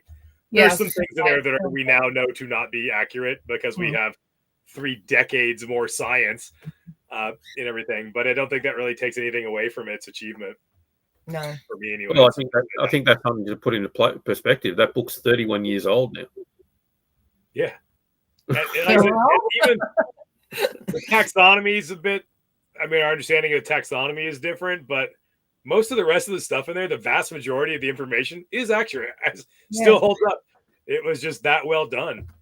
So I mean, now we know that, you know, what is Chainia and what is variegata, and these things we have a better understanding because we have genetic. We can now look in their genomes and figure out how different they are for real, where one stops, where one starts, and why we can. They didn't have access to that information, couldn't do that in 1992 when they wrote that, and we do now. But beyond that, like, it holds up remarkably well. Yeah, it's an incredible book. Well, speaking of seeing our animals in the wild, what's the best herping trip you've been on? This last one to New Guinea was amazing. Let's throw for sure, but we might throw some photos up from it. I think. Are we talking about the karaoke or? No, not that. I don't drink at all, like at all. Like, so for me to have like a couple big Indonesian beers, and my friend Chris, he's English, so he drinks some beers. Like, it was kind of that celebratory end of a good trip, you know, and everything, and hurrah! It was a lot of fun. But you could just see people leaving as we're singing terribly, and people are just leaving and stuff. And then it gets on like one table, and some dude's like, "You guys are good." At the end, it's like the last people we didn't drive out. It was awesome. Like, if it makes you feel any better about bad karaoke, when the kids were little, our youngest son, his best friend was a little girl who happened to be deaf, and the kids had the Sing Star or whatever it was on the PlayStation, so we would belt out karaoke. Summer's around, she puts both hands over her ears when I'm doing it, and she starts screaming, "No, stop!" And I'm thinking, oh my God, I'm not that bad. And her mother turns around laughing, going, she hasn't even got her hearing aids in. I don't karaoke.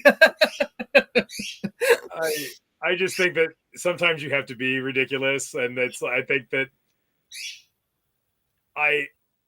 you go on these adventures, you go herping, you do this kind of stuff, you sing the karaoke, you have this is what life is about. This is what it's all about, man. Like, it's making amazing memories and doing even ridiculous things, and I know there's people who don't ever do that sort of thing.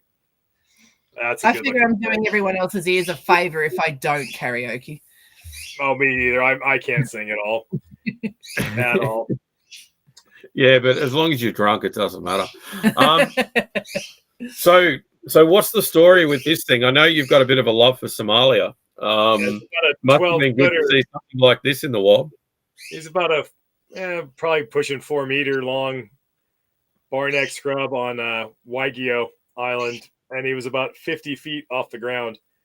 That's the other thing. Like, people in the hobby, they always think like, "Oh, I'm recreating nature." It's like, no, God. Like, that snake was 50 feet up a tree, hunting mammals that were also 50 feet up another tree.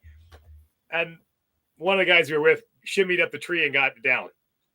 Like, the Papuan guys are crazy. Like, they're like, I'm thinking like, I'm video of them doing it. It's like, this guy's gonna die. I'm gonna watch somebody die. They're gonna die trying to get a snake out of a tree so I can take a picture of it. Like, it's just nuts. They climb up the tree neck because trees are really packed tight together. There's like a small tree, and these are the bigger trees, so it's easy to shimmy barefoot up the small tree next to it and then reach across. And got that snake down. It was remarkably mellow too. It was like, it was awesome. Like, that was I think a lot of people, they don't, they like these sort of things, and maybe they keep them in captivity, but they'll never understand the thrill of when you're out in New Guinea and you find one and you get it down. It's like, this is a juvenile on the next Waigeo, and then there's a narrow strait between Waigeo and Batanta, and this is a juvenile from Batanta. That's incredible. Yeah. So do you think they're both the same? Are they both the same Yeah, genetically, like you can just see why it's like literally the currents are pretty strong between them. So when you're going on your little tiny boat between them, you have to wait till the water's suitable. Like sometimes if a storm kicks up, you have to wait a bit, but that's real close. Genetically, they're all one group.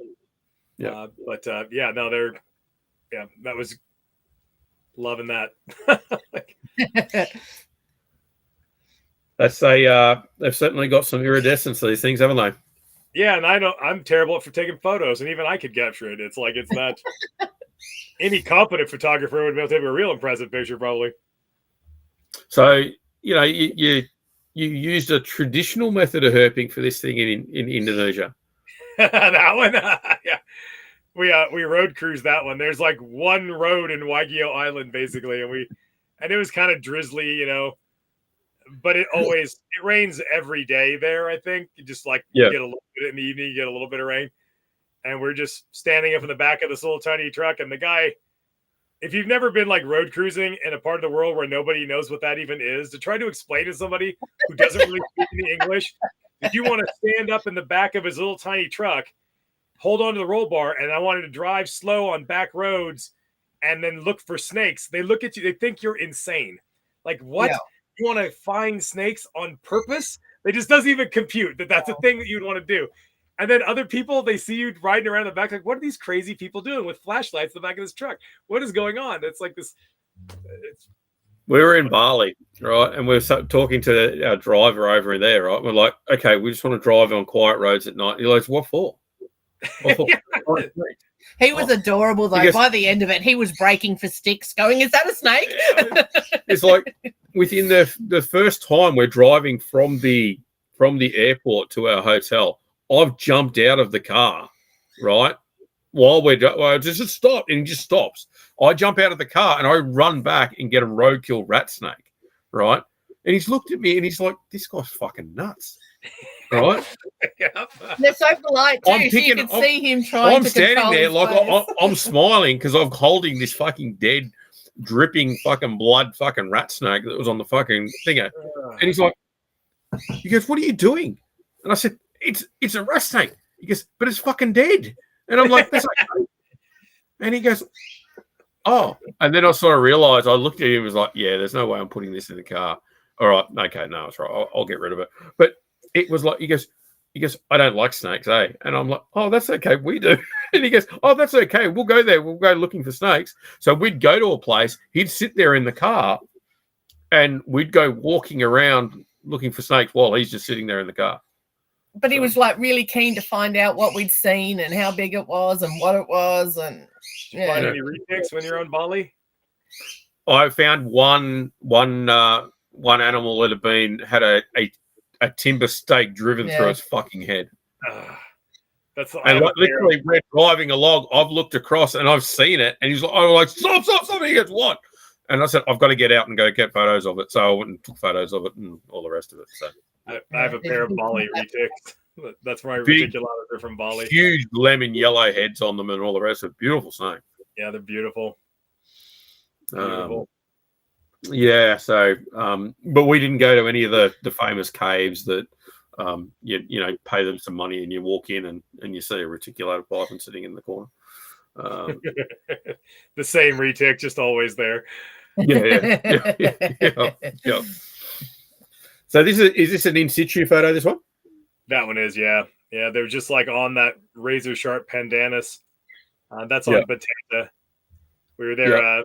You go out looking for boas and pythons at night, and then blue tree monitors in the day. Yeah.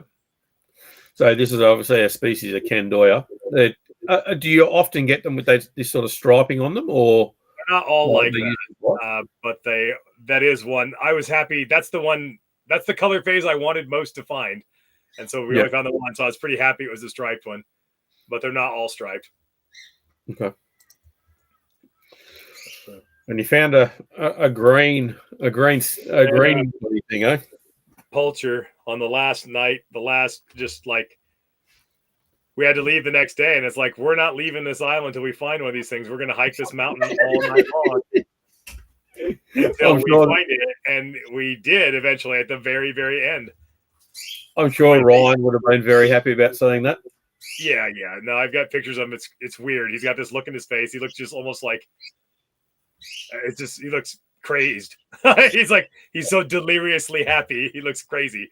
It's like to be fair though, like it is it's one of those sort of cathartic moments, isn't it? When you see something you've always hoped to see. And the difference is, I suppose, with this animal, you look at, you can see the muscle tone in this animal. It looks like it's had a bit of a rough time at various points, but it's certainly a beautiful snake. Yeah, no, it was a good size one too. I was a little surprised how big it was. Okay. I like the fact that the head is in proportion to the size of its body as well. It's nice. Yeah. And then we've got a Prasinus. Yes, that one will probably the Prasinus is a complex. There are obviously more than one species of them, but this one's on Salawati, and I believe the type locality for Prasinus is Salawati, or is on the peninsula. So this one would remain Prasinus even if they split it up into multiple taxa. Yeah, when the sarongs and the Moroccis get split away. Yeah, I was able to see at Prestasi they had all three types, and it's like, yep, those are all different lizards. Yeah, very much so, very much so. And then the famous animal on Batanta, the Macraei. Yeah, we got a couple of them. Are they? I'm assuming they go up and they climb up the trees after them and noose them, I suppose, to bring them down. Yeah, I'm not catching none of that. Like the guys, like the local guys that Chris knows some local guys that actually collect for the pet trade or at times. So they're just like, I would walk through that forest forever and not found any monitors. Like these guys walk through, they fan out, they get away from us because we'll scare everything away. And they just walk through barefoot through the mud and through the forest, and they listen for them. They're just listening for them because they're up at they're way up in the canopy. They can hear them scratching around up there. And that's how they find them. And then they'll shimmy up a tree next to that tree with a little noose and pole and bamboo and get them down. So beautiful, is it? Put them right back. Yeah. So we've got a couple of some breeding photos here. So we've got a pretty incredible looking Pathensis. I love Pathensis. I think that's, other than the babies are horrible, but I think that's might be my favorite Antaresia. I just love them. That and they're kind of murdery. I don't know if you ever had them kill each other, eat each other. We haven't, no. But I think I've had 3 adult Pathensis die, and all of them were murdered. I've never had one die of natural causes. I had a male kill another male. I had a female kill a male, and I had a female eat a male. I've never had one die of natural causes. It's always foul play. They're just like that. But I do enjoy those lists. It wouldn't surprise me if there was a northern and southern clade in there, mate. That wouldn't be. I mean, it's possible. Yeah. I mean, these are the things that nobody's trying to answer those questions. I mean, it seemed like it would be pretty straightforward to do. Well, considering, you see that same thing in, biogeography in that particular, that region, right, with the Varanus, right? So Pilbarensis and Hammersliensis in some of the skinks, the geckos. There's a whole heap of things where you've got these northern ones and these southern ones in WA in that particular region. So wouldn't surprise me if the Pathensis did the same thing. Yeah. Eastern New Guinea water python? Eastern one? That's a Queensland one here. That's a Queensland. Yeah. That's my 20-year-old female. Beautiful snakes. I like Fuscus. That's the first ever Stonewash Bredlis. What was the go there? Did it come out of?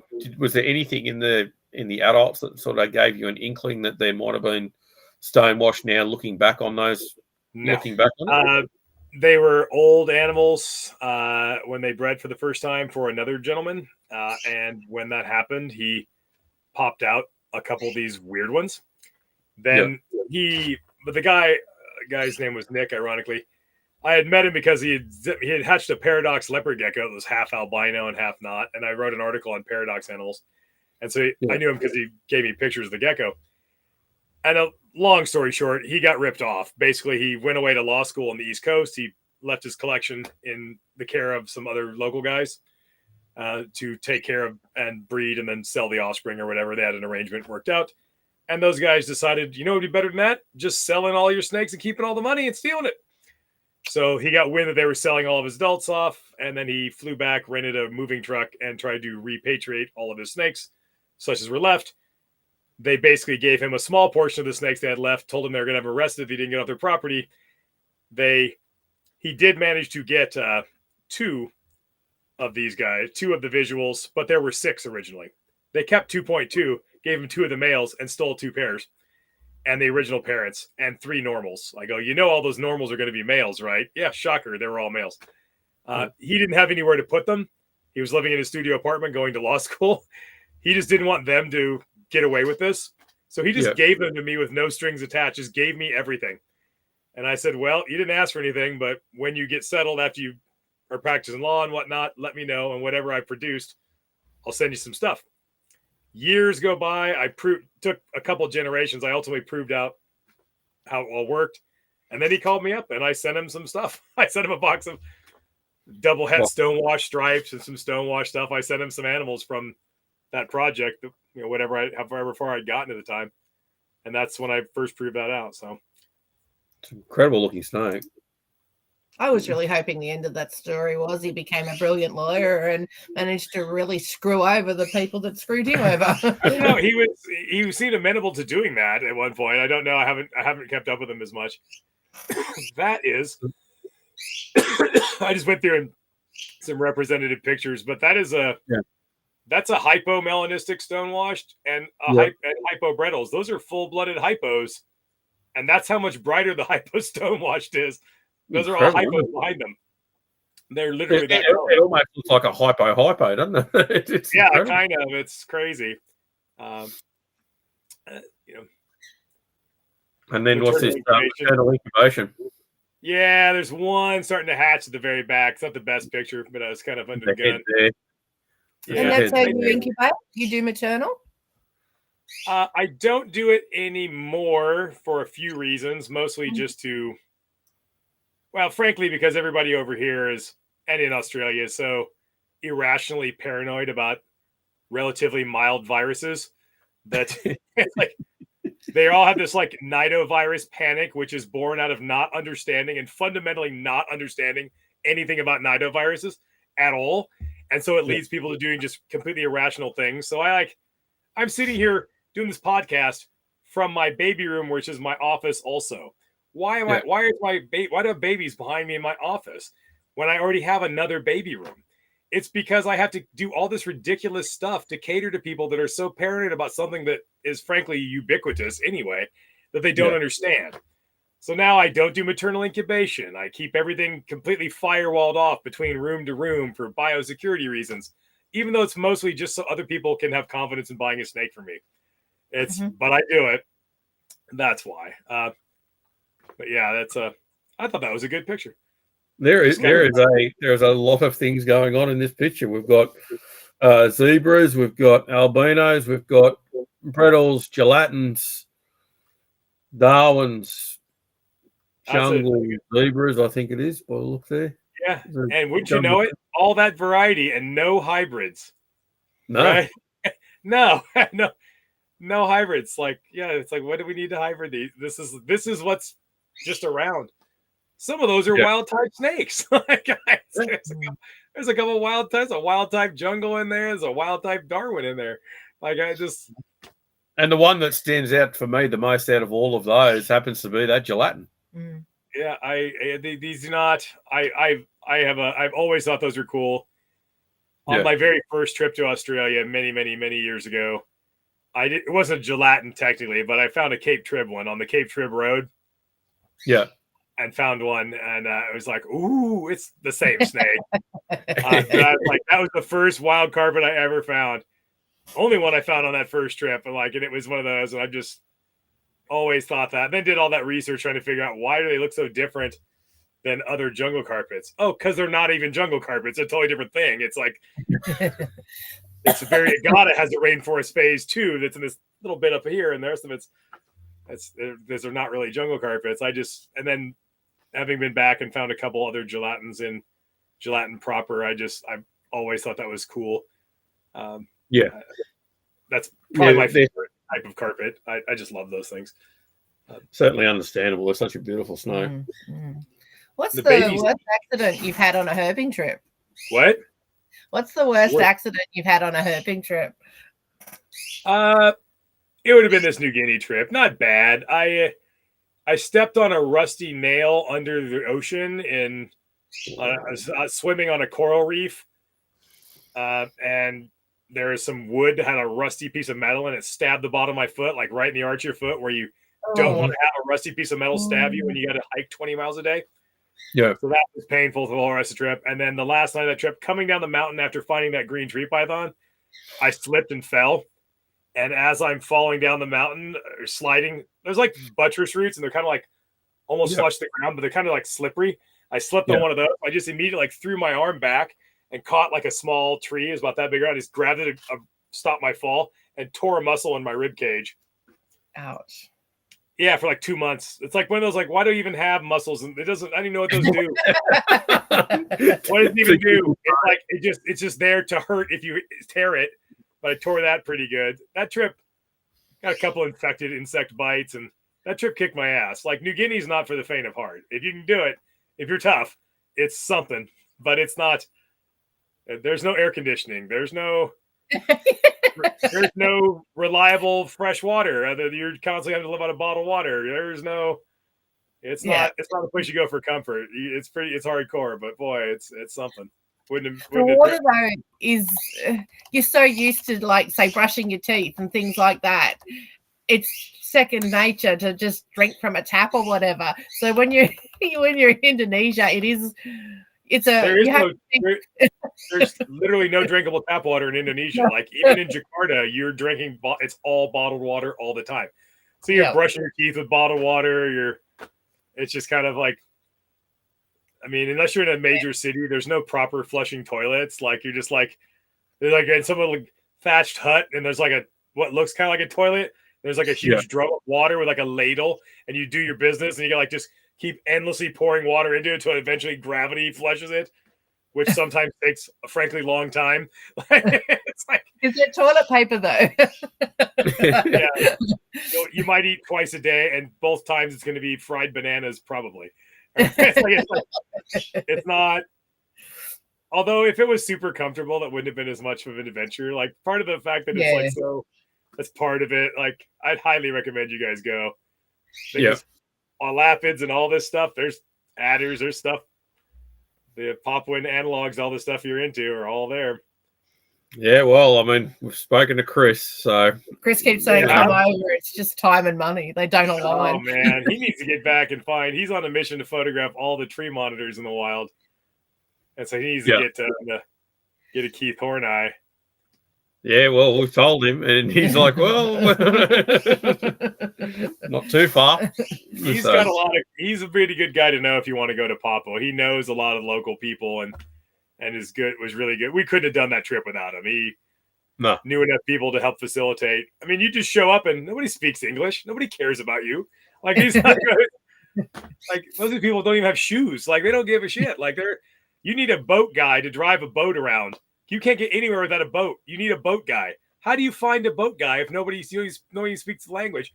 Like, and these guys are just like guys who might just be out fishing or whatever that have a boat. You got to find some random dude and then say, hey, how'd you like to work for me for 8 days? And I'll give you all this money. And you're my water taxi, basically. Trying to explain that. Well, we go look for snakes. Like, what? How would you find no boat guy, no trip? It absolutely cannot do it without a boat guy. You got to find somebody that knows the language and get you a boat guy. There's just all this stuff. Chris is lovely. You have to be right too in regards to the payment too, right? You turn around and go, all right, well, how much do I give a boat guy over there? Is it $50 you don't give them shit until the end of the trip. $200 a day? You sit there and go, oh, I'll give you $200 US. You got to be careful because there's a lot of unscrupulous boat guys. You give them the money in advance and they'll just leave your ass on an island and take off. Yeah. I think we gave our boat guy, it was the equivalent of like $700 US, but that was like literally like 1.4 million Indonesian rand or something, just an insane number. But it was like, the first like third or quarter of it was just to buy all the fuel, all these like jerry cans of fuel for the trip. Yeah. And then that was all front loaded, paid for that. And then at the end of it, on the last day, he got paid out. And he made the equivalent of probably more than you made the whole rest of the year put together in that one. But yeah. And you know what, right? You don't mind doing that either, right? But you want to make sure that the next time you go there, he's not charging you $1.9 million. Well, that was the problem that apparently had happened before. That's why we got new boat guy this trip. This was the first time with Buddy, the new boat. He's new boat guy because old boat guy kept doing that. Apparently, yeah. It's like, and you appreciate that, right? You understand that this is what that they're always going to try and do the best that they can, and that's okay. But at the same time, right, there's got to be a limit to it too. So this boat guy was really good. He helped like set up camp, tear down. He was helped cook food. He was not interested. He was scared to death of snakes. He was not. Didn't speak a single word of English. I mean, he wasn't interested in going hiking and looking for snakes. But he used his time wisely and made himself useful. And he didn't really have to do that. But it was great. It was. Means that, maybe that's the guy that we'll catch up with when we go there. So. Trying to go back in pretty short order again this year. What's on your list to keep that you haven't been able to keep so far? Well, are we talking things that I could conceivably get, or things that were just fantasy land that I might not be able to get? Either. Let's go with both. We'll go with fantasy. Number one would be fantasy land. Number one thing would be Imbricata. Yeah. And lifelong carpet python guy. I need to complete the set. I've done it all. That's the one remaining. And there's no reason for optimism on my part that that's going to happen, like, at all. Not like something that there's just, I might die having never done that, but that would be the thing. I'd say probably Owen belly pythons after that. They're sort of Morelia adjacent. They are on the same sort of evolutionary branch as all that other stuff, but they're kind of the early diverging branch from that, on that side of the family tree. Things that you actually could have. I'm a python guy through and through, and they're literally at this point, they're only pythons that I can have that I've never owned. I think there's only 2 species I've never kept. I have never owned a Bowen's python because I didn't want one, even when they were $700 a piece, and I didn't bother with it then. I've never had a Bowen's python, and I've never had a dwarf berm, which isn't really a berm. Because now they're just so much money, I just can't bring myself to pay what people are asking for pure ones. So I think that might be the only 2 species of python I actually could possibly obtain that I do not have. And I've got all the ones that Somalia that you wanted to keep. What? Have you kept all the Somalia that you wanted to keep, or there's still a few things? The only Somalia that you can possibly actually obtain that I do not is the Bowen's python. I've currently got 5. What do I have? Let me look at my list. I think I have, I currently have 6 species of Somalia right now, both described and undescribed forms. There are a few others that I've had in the past that should probably be their own species that I don't have currently. But I've had more Clastolepis than I know what to do with. I've had the Aru population animals. I've had all that stuff. There are a few that there are things that are not available that it might not be impossible to actually get at some point. They're unavailable, and people would think it's impossible, but sometimes things are not as impossible as you might think. Yeah. A lot of the times people think, well, anything from the Papua side of New Guinea, Papua doesn't export. So it's like Australia, you're never going to get it. It's not exactly true. Like Australia has laws that say we're not exporting anything. That's the law, is they're not any exports. There's no ban on exporting from Papua. They just don't do it. And they don't do it largely because no one asks them to do it. So it's not necessarily impossible. And they're apparently pretty, freewheeling as far as giving out permits for research, for specimens for research and that kind of stuff. So that it might not be as impossible a task. And in that sense, I would like to get Bismarck Archipelago scrubs. Yeah. Do you think what do you think the reason is the difficulty is with breeding Halmaheras? As a person with a gravid female Halmahera right now that's due to drop any second, I don't know. I think the difference is mostly I don't expect to be good eggs. I bet you that's like 4 really huge duds is what I'm guessing, but she's gravid. The problem has been that historically they would come in, and when you bring in scrub pythons that are already sexually mature or near it, they generally don't ever adjust well, and then the females will never ovulate. Even if the males breed, the females never ovulate. Scrub pythons are like that. You need to get them very young and raise them in captivity. And the other problem is 2 other problems, and this is all scrub pythons, whether it's Boland's pythons, which are just a montane scrub python, they're not that special, or any of the other stuff. It's always the same thing. It's 2 problems. One is a lack of competent people trying to breed them. Mm-hmm. There's not that many. Of the total number of people that have a thing, how many of them have a pair? How many of them have any idea what they're even doing? The number of people with healthy pairs they raise from young animals who are competent and serious, that's a pretty small number. So I think there's a lot of it is not that many people are really seriously trying in a serious way. And the other problem, which is the bigger problem, is that people fuck them up and make them too big and fat and they don't breed. And it's insane to me that this is still a thing. I harp on it. I'm going to harp on it right now again.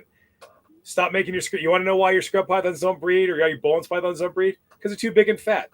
There you go. It's that simple. You don't need to write a freaking 5-page essay waxing poetically about why they don't breed. You don't need to think outside the box. The answer is completely 100% inside the fucking box. Your snake's too big and fucking fat. They can't thermoregulate properly.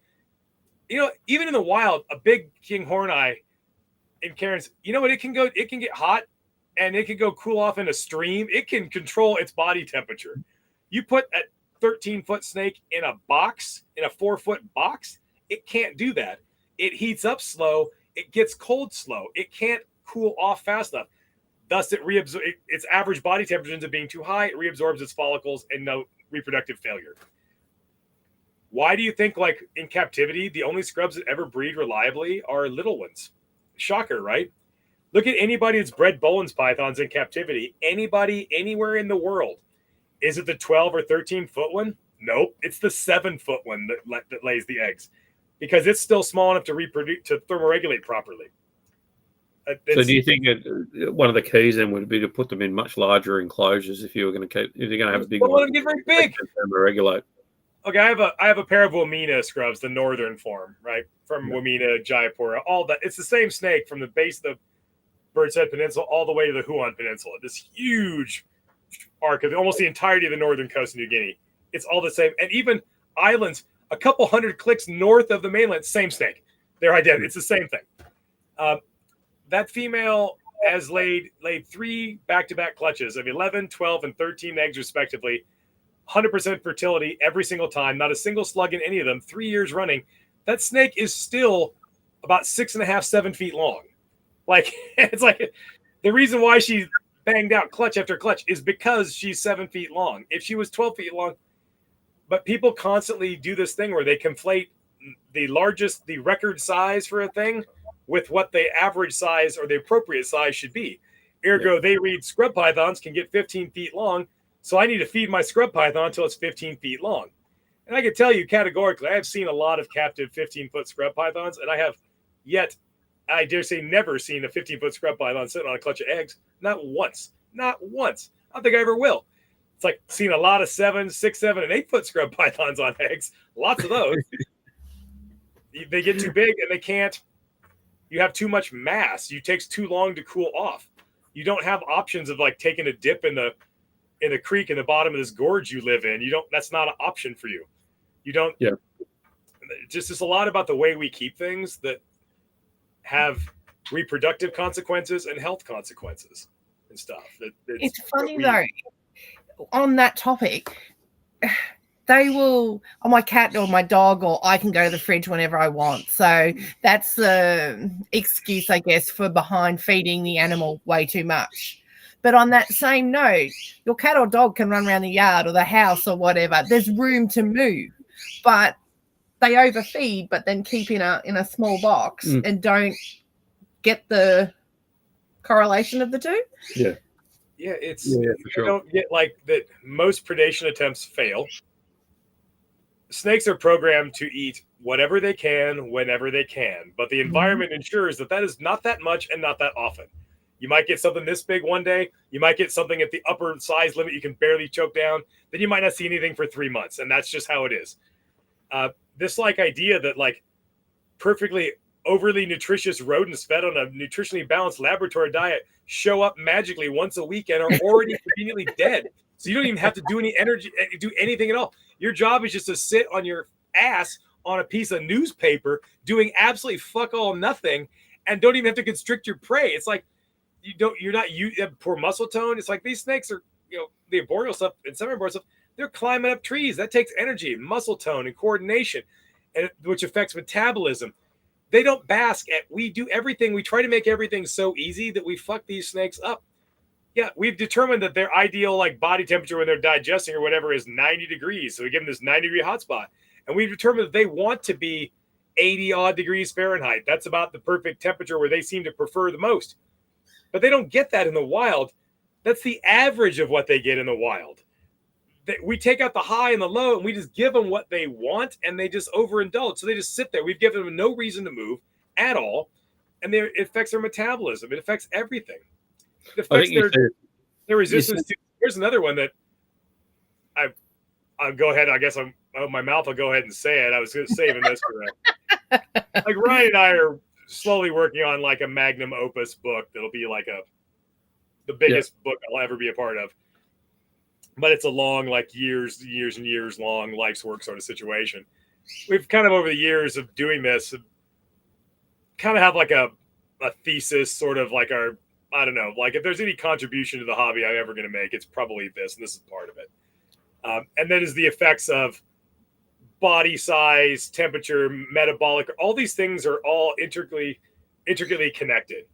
To speak on disease, it's like, people have all these problems like, oh my God, my snake's got this virus or that virus. You know what cures that a lot of times? Heat, high heat. Like you can cure a lot of diseases, even viruses, it turns out, even the one that you're all thinking about right now, by cooking the shit out of your snake for about 2 weeks. This has been demonstrated now. They can rid this. You basically institute a behavioral fever. And that's the thing, right? A fever is pretty sketchy high temperatures, but if you survive that, you have cooked that virus out of your system, and you're alive, and it's over. A fever is a byproduct of our body trying to actually get rid of a virus. Yes, but you know what also helps? Do that. But they can't do that. But they do that in the wild, because to get a snake in captivity to sit in an incubator for 14 days at 94 degrees Fahrenheit round the clock, they would never voluntarily do that. You can force them to do that in captivity, and it works. But in the wild, what is a snake going to do? What's a carpet? What's a scrub? What's anything going to do? Oh, the night got cold. What are they going to do? They're going to go sit in a clearing and warm up and bask. Are they basking at exactly 90 degrees? No. They're getting their body temperature up well over 100 degrees. Yep. So if you can rid yourself of the dread virus at the moment, which is not nearly what people think it is anyway, if you can cook that out of your system with no antibiotic, no medication, just bake it out of them over a 14-day period at 94 degrees, what do you think happens if you cook yourself for an hour a day, every day at 105 degrees?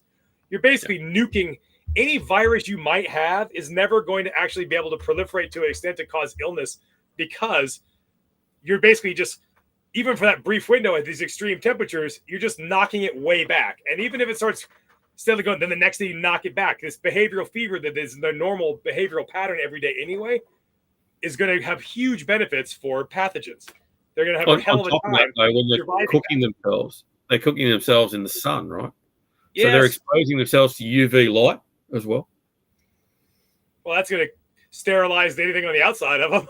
Pretty good UV. That's what I'm saying, though, right? So you're adding these little bits and pieces. We deprive them of these extreme high temperatures, and we give them this safe, moderate thing that they sit on for too long. Also, I don't think that this is anatomically a bit speculative, but it must exist. There has to be some sort of a switch in this snake that tells it when it's got enough heat, because they don't conduct heat very well through the tissue. There has to be something that tells their brain, oh shit, I'm getting too hot, better move away from this. It must exist, or they would all just sit in the sun until they died. So that has to be there. Where do you think that would be? Would it be on the bottom of the snake or on the top of the snake? Mm-hmm. It'd be on the top of the snake. It wouldn't be on the bottom of the snake. That wouldn't make any sense at all, because they're getting heat from the sun. What do we do in captivity? We sit them on a 90-degree heat pad that's frankly not that hot, and it's heating from the bottom up. So they're going to sit on it for way too long. And then we wonder why they reabsorb their follicles and we have reproductive failure. Because we're heating them from exactly the opposite way. The temperature regimen in which we're doing it is completely wrong.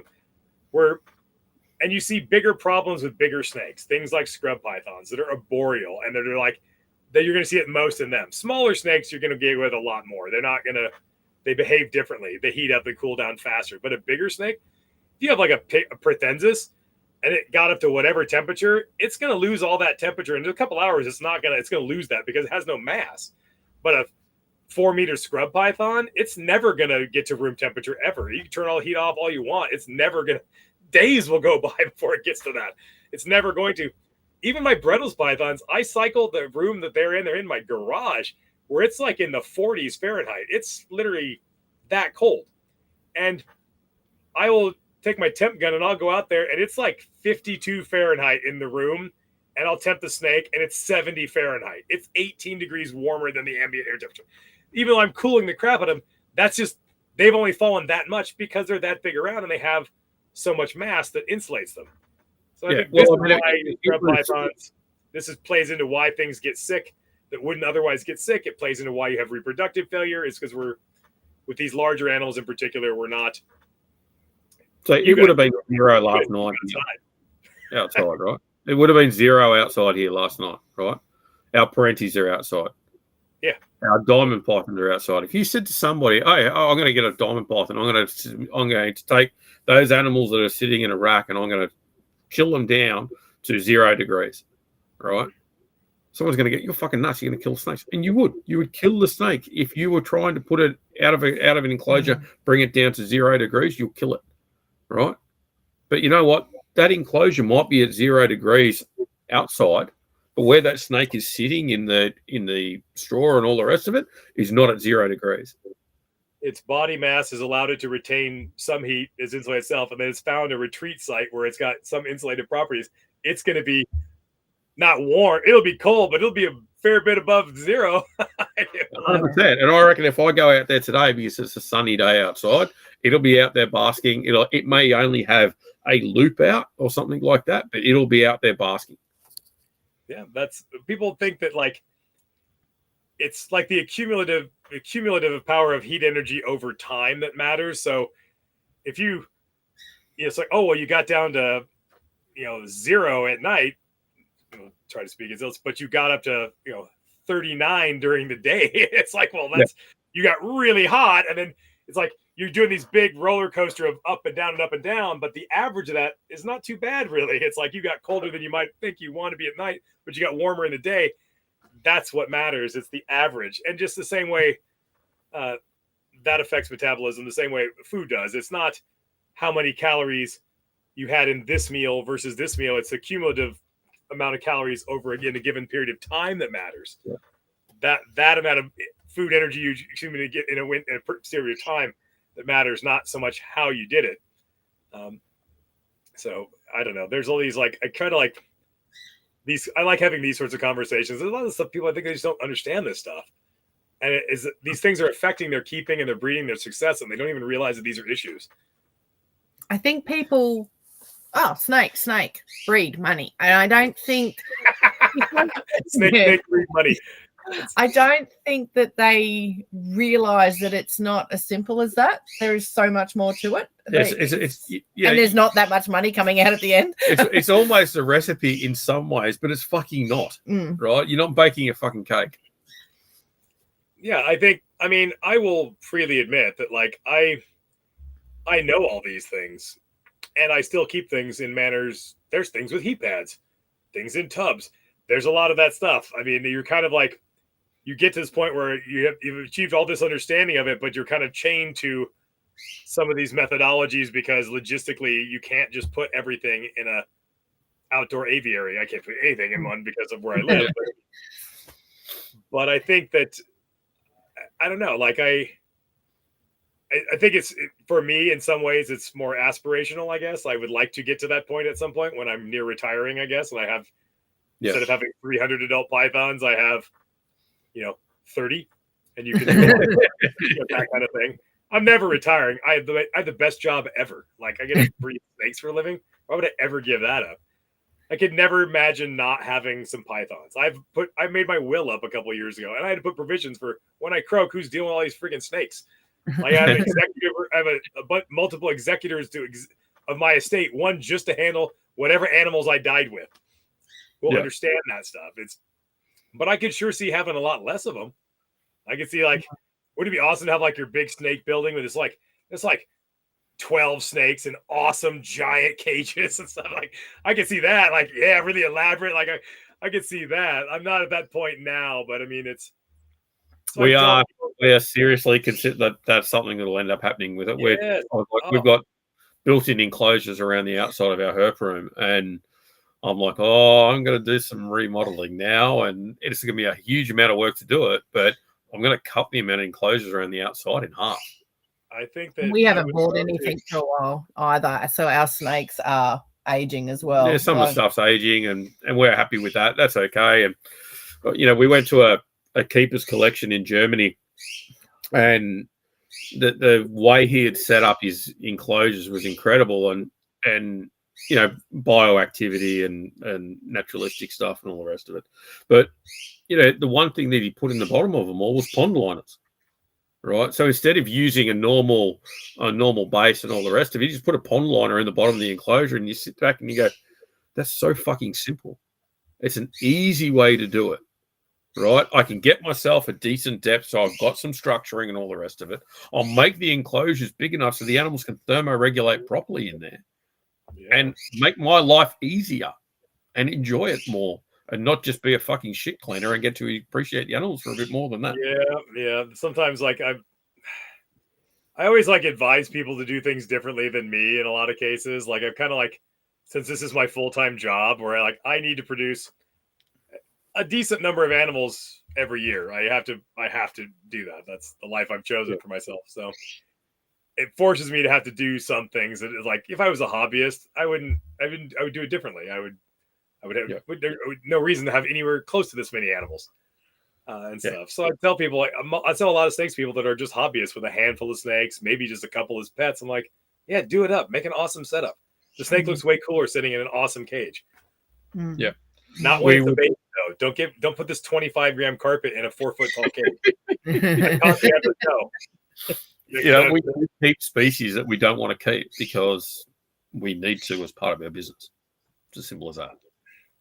I keep more stuff than I would actually keep because I don't, and for good reason, I don't trust the hobby over here to value things. And I know that if I stop doing some of these things, there are whole lineages of things that will just cease to exist the minute I stop producing them because everybody's too busy doing other stupid shit mostly.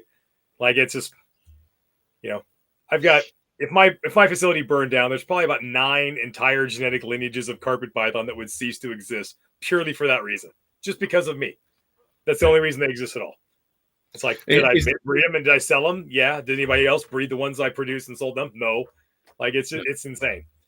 About 10 years ago, that stuff goes away. What? Yeah, about 10 years ago, I decided that, like, pure locale carpets here were getting thin on the ground. It was all jags and whatnot. So I started collecting, much to Scott's disgust. And he's like, stop it. And I'm like, when was the last time you saw a pure diamond? Or pure this or pure that.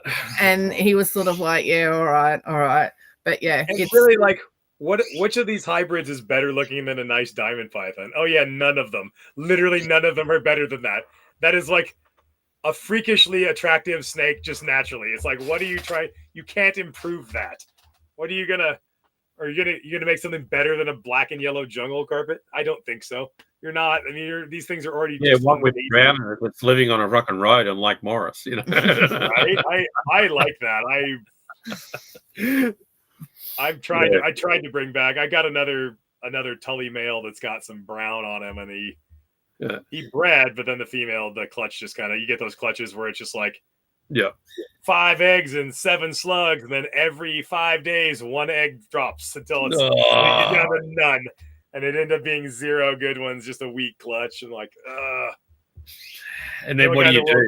You put those together again, they do that same pairing the next year, or is that pairing just not compatible and you just shoot yourself? I have a traditionally nicer looking male that would probably happily breed, but I don't have the one female. But I want the male with the brown to breed. I'm actually, I don't care about what, so I could be the 10,000th guy to make a bright yellow and black jungle carpets. There's a million of those. I want to bring back brown. Let's make a natural looking jungle with that brown in the base. I think, and it's gonna be those things that everybody's gonna like think is stupid, and no one's gonna want to buy it, and no one's gonna care. And then 3 generations later, I'm gonna get to where I want to be with it. And like, oh yeah, that's pretty sweet. And then they'll be interested. Nobody over here is willing to put any time into anything. They want to wait at the finish line for the end product and not do any of the work. A few years ago, we had collets hatch, and they were twins. And the Dick, he had the male had in his patterning. I'll send you a photo. It was a perfect Dick in the patterning. And I said, oh my God, we can line breed. And Scott goes, don't even. Oh my God, you keep it? You must have kept it. He died, unfortunately. Yeah.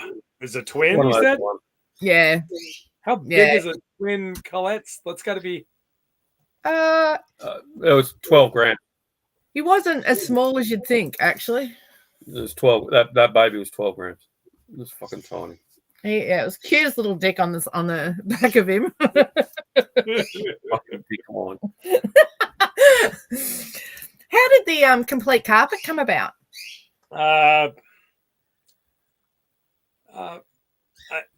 But several things sort of came together. There was 2 other people that were supposed to write that book for Eco Publishing. Mm-hmm.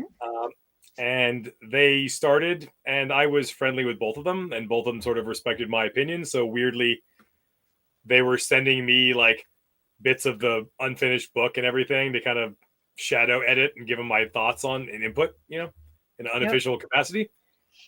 And ultimately, the book sort of fell apart because one of the authors was pursuing an advanced biology degree, and the other one was a biblical literalist who thought the world was 6,000 years old and didn't believe in evolution at all. The irony being he was breeding jaguar carpets and granite carpets and not understanding that single gene mutation is the base unit evolution, and you're breeding it in a species of snake that still has a pelvis and hind legs. In the aquarium. Super nice dude, Will Leary. Super nice. Great. Just a really nice guy. He's been out of the hobby for a long time now, but super nice guy. But ultimately, their book never got across. It didn't even get, I don't know, they didn't get terribly far. It was just, you could see, it was like, you could tell this person wrote this section, this other person wrote, because it was just, they couldn't sync up. And then I thought, maybe I should talk to him about doing that book. And then I had somebody else ask me about writing a book with them. And then I had another friend wanted to do a book. I was the guy that everyone wanted to co-author a book with, apparently. And then I talked to Justin, who I've known since probably the late 90s and everything. And he's like, we should talk to him about it. I'm like, okay. Because I think he knew Russ or something a little bit. And we got the gig. We didn't use any of, clean, fresh start and everything. Yeah, cool. And then we wrote that first book. And then we took like a month off and then started writing the Antaresia book because we were just in writing mode and just kept right on going. Yeah.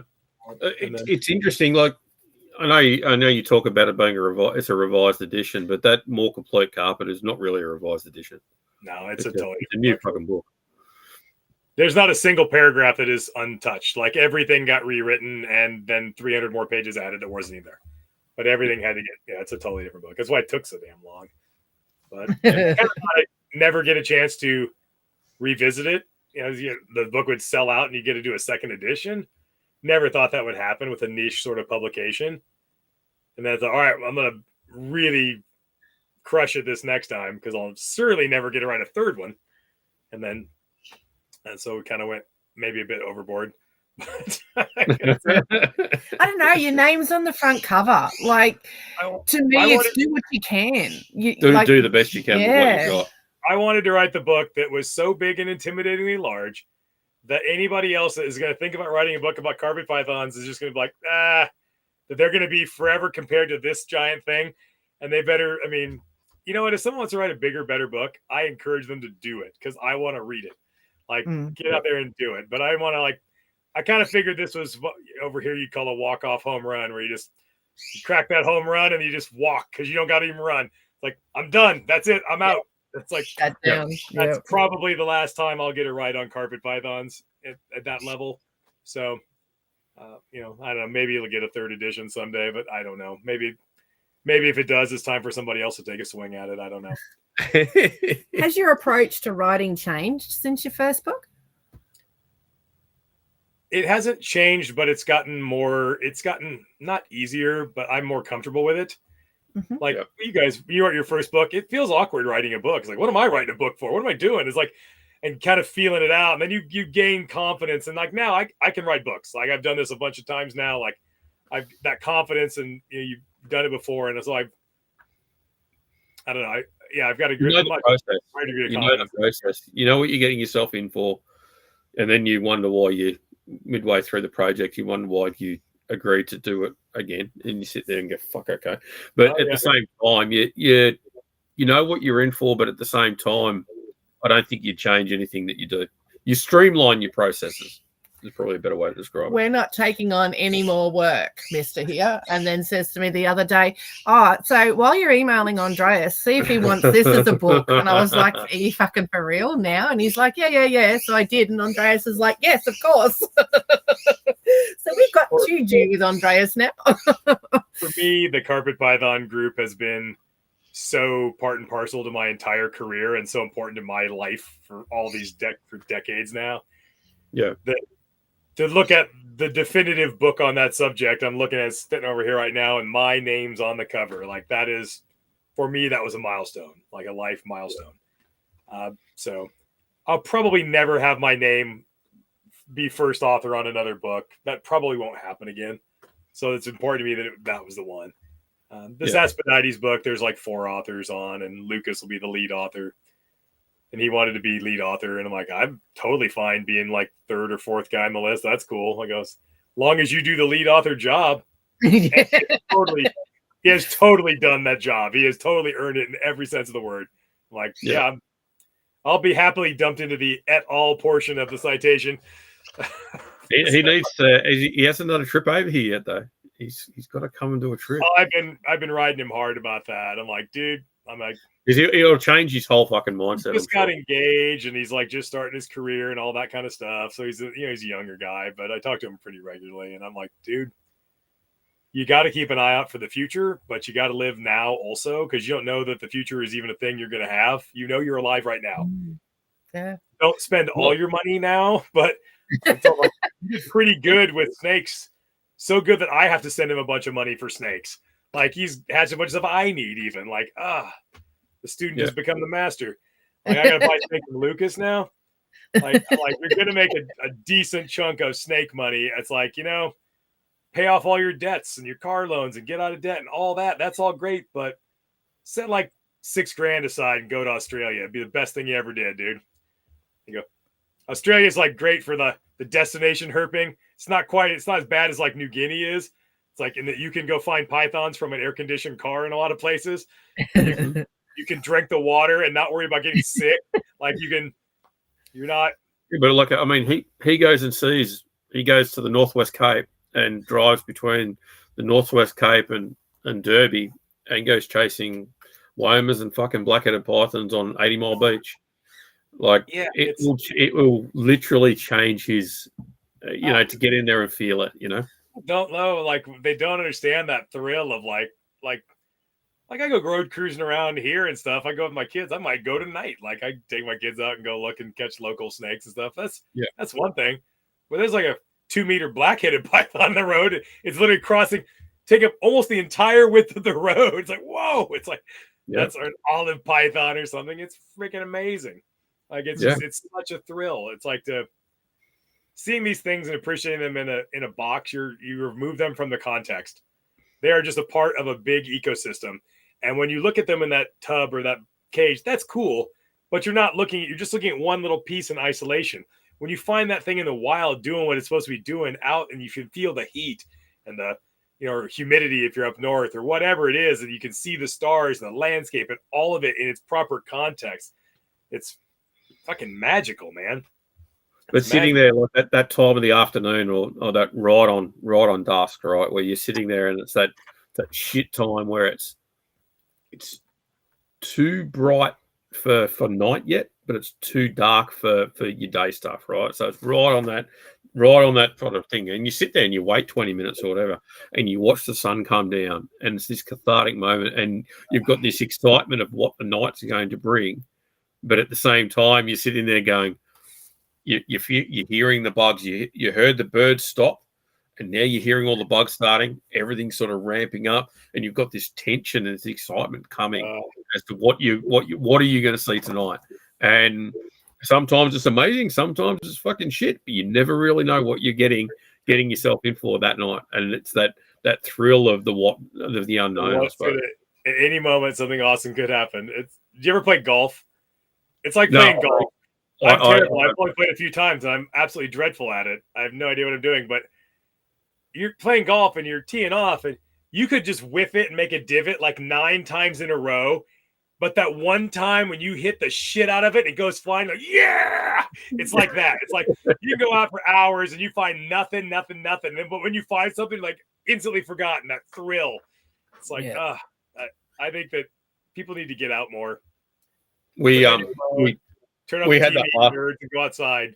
Like, it's like go out. Last year like that was at when we were in Amsterdam, in the Netherlands, right? And we sort of had this morning. We were running around looking for adders, and I was like, right, okay. And I'm like, literally, we must have looked like we'd lost our fucking car keys or something. People kept staring at us and pointing.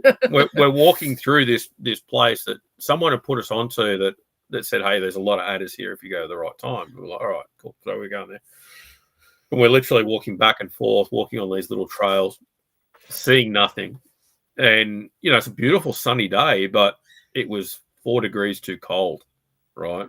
And, we didn't know that it was too cold. But, eventually on the last sort of walk through, I see this little thing move in the grass. I'm like, shit, put my fucking hand down, fold the grass over, and then start picking through the grass. And then I see the belly scales, and I'm like, it's a fucking adder. And I was shaking with excitement. I was so happy to find it. I'll send you the photos. God, they were bad. Bad. Real though, like there's nothing like it. You're just like high five and everybody, woo! It's like, love it. Like it's. And people are looking at you like, what are you fucking doing? Like, it doesn't matter. I think people tend to take for granted what's in their own backyard, but then you go to somewhere else and it's like, oh, it's all. Yeah.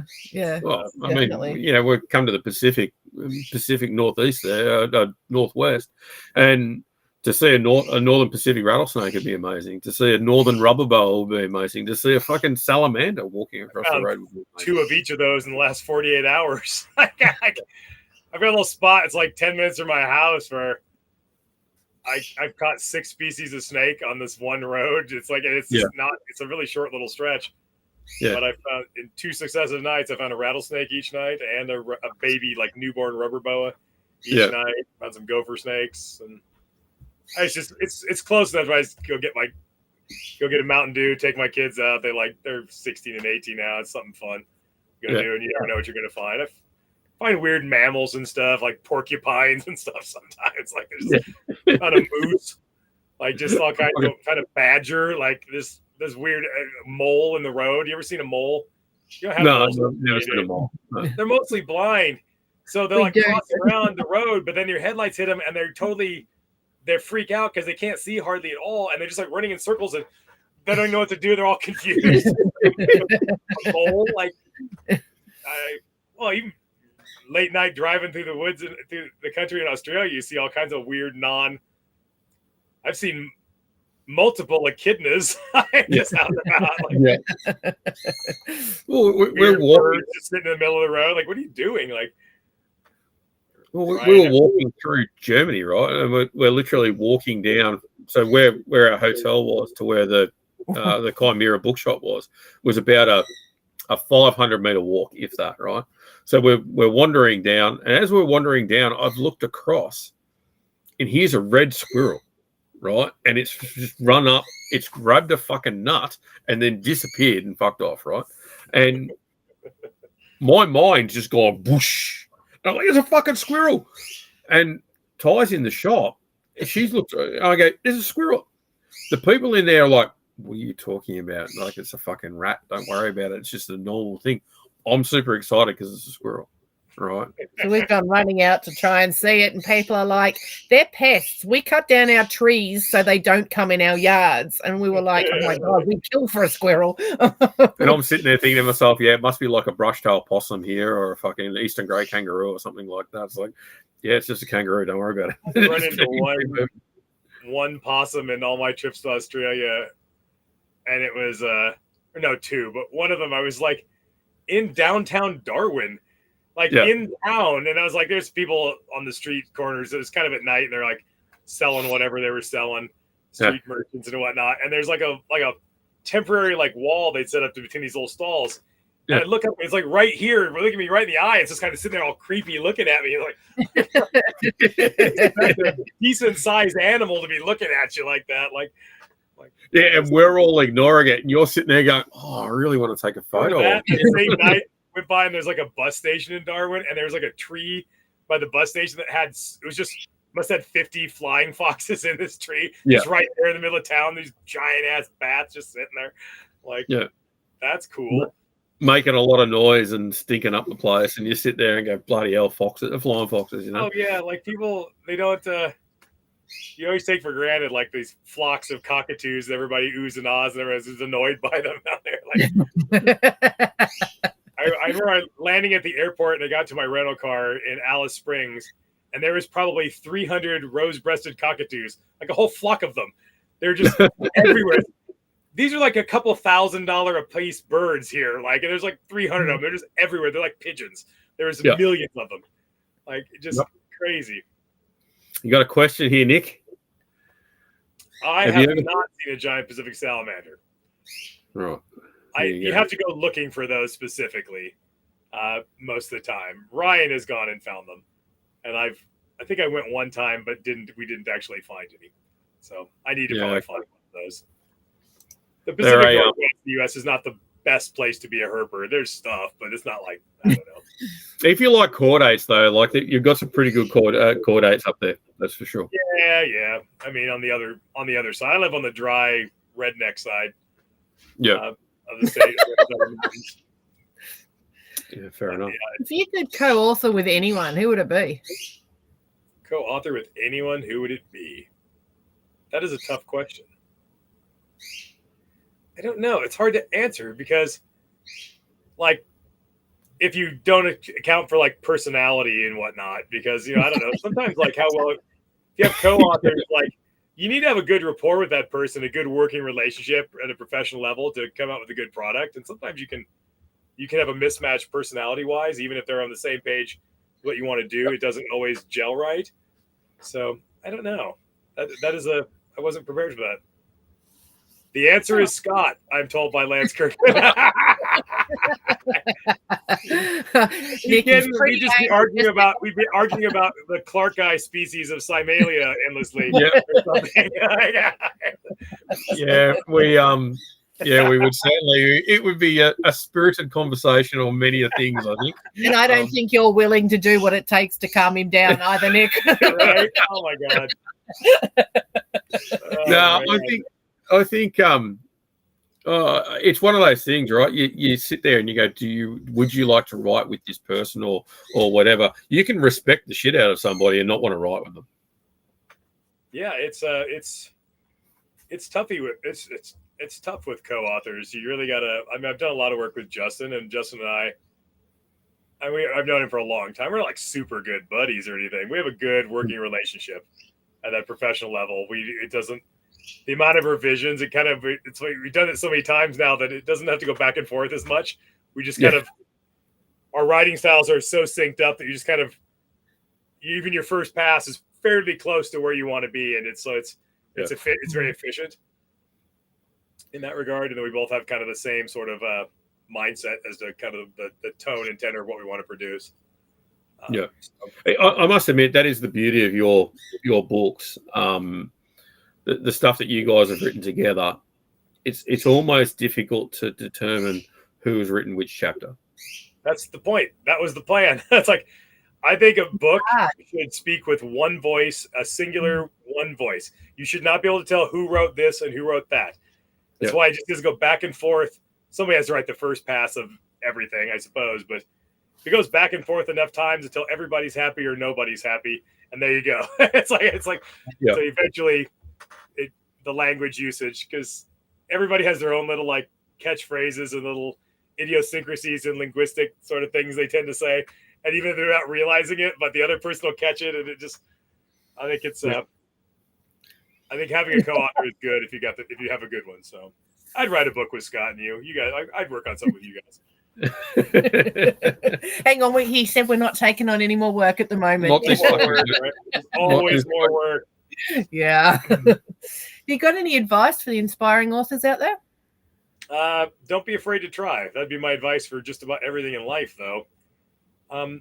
I had a conversation I'll never forget, and it was about 2008. I went to the NARBC show in Arlington, Texas. Not to sell snakes, just to hang out. I had friends down there, stayed with my friend Sean. Met my friend Michael Pinnell down there, and I'd never hung out with those guys in person, so I flew down just to hang out for a few days. And I had this, like, after the show, I told him my giant plan. Like, it was like, which admittedly was a bit naive and maybe a bit arrogant for sure, but I just pointed out, I said, look, in every sector of the hobby and in life in general, there's always like one or two people that kind of become the guy for whatever the thing is, that top tier guy. I go, that's usually an organic process that eventually just happens. I go, I'm just going to make myself the guy rather than waiting around to be the title of the man to be bestowed upon me. I'm going to do A, B, C, and D. And at the end of D, I'm going to be the man. I'm just going to do that. And part of it is that I'm going to write this big ass book on carpet pythons because nobody did it before. And I just did those things. I just did. And I think they probably all just thought I was talking out of my ass because people tend to do that. But I think a lot of people say they're going to do something. I'm going to do and pursued it. It's like waiting around for someone to bestow something upon you is nuts. If you want it, go out and get it. Go out and do it. Waiting around, like it's like I wanted to write a book, and then I was like, should I be the one to write a book? And I'm like, if I don't write this book, who's going to write this book? Anybody? It's like I have to write this book now, or someone else is going to do it. And what's that going to look like? It's like if you want to do it, do it. Don't be intimidated by it. It doesn't even matter. You write a book on carpet pythons. I don't care. Do it. If that's what you're into, do it. Pursue it. Most people have dreams and aspirations and hopes of things they want to accomplish or see and do. And most people, they fail to achieve that thing because they never even try. There's no shame in if you tried to do a thing and you failed, but you went for it and it just didn't work out, but you went for it. I think it's a much sadder thing when you don't even try at all. You just fail because you just never even tried. You just let other people, you listen to all those people. Well, I'm sure someone in your guys' lives, when you told them, we're going to write a book, somebody probably told you not to do it or tried to salt you down, didn't they? There's always that person who tells you, it's like, you can't do that. You can't do this. You can't breed snakes. Pretty much work. You can't be a professional reptile breeder. You can't write a book. And the reason is always the same. It's because they had hopes and dreams and things that they want to do with their lives that they didn't even try. And they failed because they didn't even try. And so if you pursue your dream and you're successful, then they have to take a long, hard look in the mirror at themselves why they didn't even try. So it's easier to salt you down and discourage you than to acknowledge that they didn't even try to pursue what they were passionate about. So anybody wants to try it, do it. I think there's two parts to it too, right? You can try, right? But if you fail, it doesn't matter either. You tried. If you had a crack at it, you went for it. You've given it a crack. It is what it is, right? But no we shame get about people that want to do a career in reptiles and all the rest of it. I ask two questions to them and go, well, do you want to never have to work a day in your life and maybe have to do a whole heap of things that you may not necessarily want to do? Or alternatively, do you want to do a job that you don't necessarily like, make enough money to be able to enjoy the things that you want to do, right? And, we sort of take it, in our particular case, we take a little from column A and a little from column B. I get paid well in a job that I do not fucking like. right? Which pays Here's where we find out his boss listens in. which pays the fucking bills, right? Which allows me to be able to do the things that I want to do outside of work, right? And so it's okay. I don't see that as being a failure thing. It just means that I've been happy to sit back and go, right, this is what I'm willing to do for this, to make this. Could I have done it full time? Maybe. Would I have been able to do the opportunities that would I have been able to get the opportunities that we've got now? Maybe not. Maybe we would have got more opportunities. I don't want to live in the fucking past. I want to live in the fucking now and live in the future. And so I'm okay with the decisions I've made to get to where I am now. And would I change anything? Fuck no. Because if you change it, you wouldn't know where you are right now. So if you like where you are where you are is the sum total of all the decisions you made to get to that point. Yeah. You can't change something, wishful thinking, and change something in the past. You wouldn't be where you are. This is everything you've done, and every choice you made led you to this moment, to this podcast right now. And anything, you can't change anything without changing the outcome. Me and Andrew, where we got to this podcast. He didn't want to do the podcast. I think people don't be intimidated to try. As long as you're not afraid to fail, go for it. Try it. Yeah. Think it through. Don't just willy-nilly try something. Do your homework. And if it is writing a book or writing something, I would strongly suggest find a book that you really enjoy that matches sort of the tone, the tenor, and the type of writing style you want, and just emulate that. You're not ripping somebody's book off. Like use that as your scaffold. You can sort of you want to produce. Yeah, the Barker's writings, their writing style influenced mine heavily. That's what inspired how I wrote. Just do that. Like just regardless of what the book is or whatever the source is, and you can kind of emulate. You can look at how they structure. You can learn from how this was done, and then you do your own thing. But I think I wish more people would try. There's not that many people writing good reptile books. Well, I mean, look at the amount of people that are keeping corn snakes, and the amount of people that are keeping garter snakes, and the amount of people that are keeping, all of these fucking various species of fucking reptile out there. Where are the people that are writing their magnus opus on that particular group? Where's the complete hognose book? Where's that? Yeah. That's a species group that has zillions of people and tens of thousands of animals produced in captivity. It's insanely popular. Where's the book? Now there's more to that. There was somebody writing a book. I will not mention this person's name because I'm not. Yeah, whatever. Yeah. This person done me dirty a long time ago, but they didn't finish the book. And then now someone else who I do know is working on a book on that. And that will be a good book. So there's a light at the end of that tunnel, but it's like, why is it taking this long? Like, it seems like a giant book on all the hognose snakes going in, all that. Doesn't that seem like a book that should already exist? Like, what about the bearded dragon book? Already exist. Like, how is there not a bearded dragon book? It's the most popular kept reptile fucking out there. Yeah, I think a book covering and as long as you include all the other Pygona species, that'd be awesome.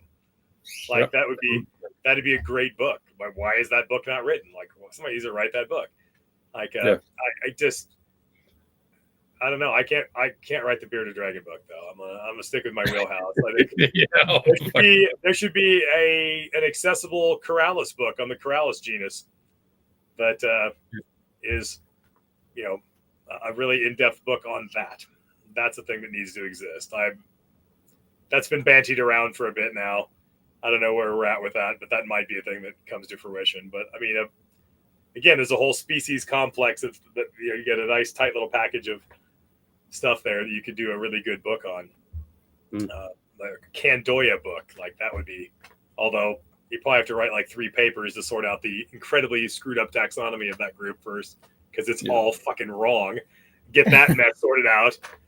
Like, and then, but yeah, I'm gonna keep writing books slowly until I die. I think I've already. Yeah, you want to learn about something, write a book about it. That's for sure. It's the research side of it is so massive. I mean, you will want to try and answer some weird question. You end up reading 15 papers on stuff that's completely unrelated to actually answer that question that, was just a throwaway line in the book.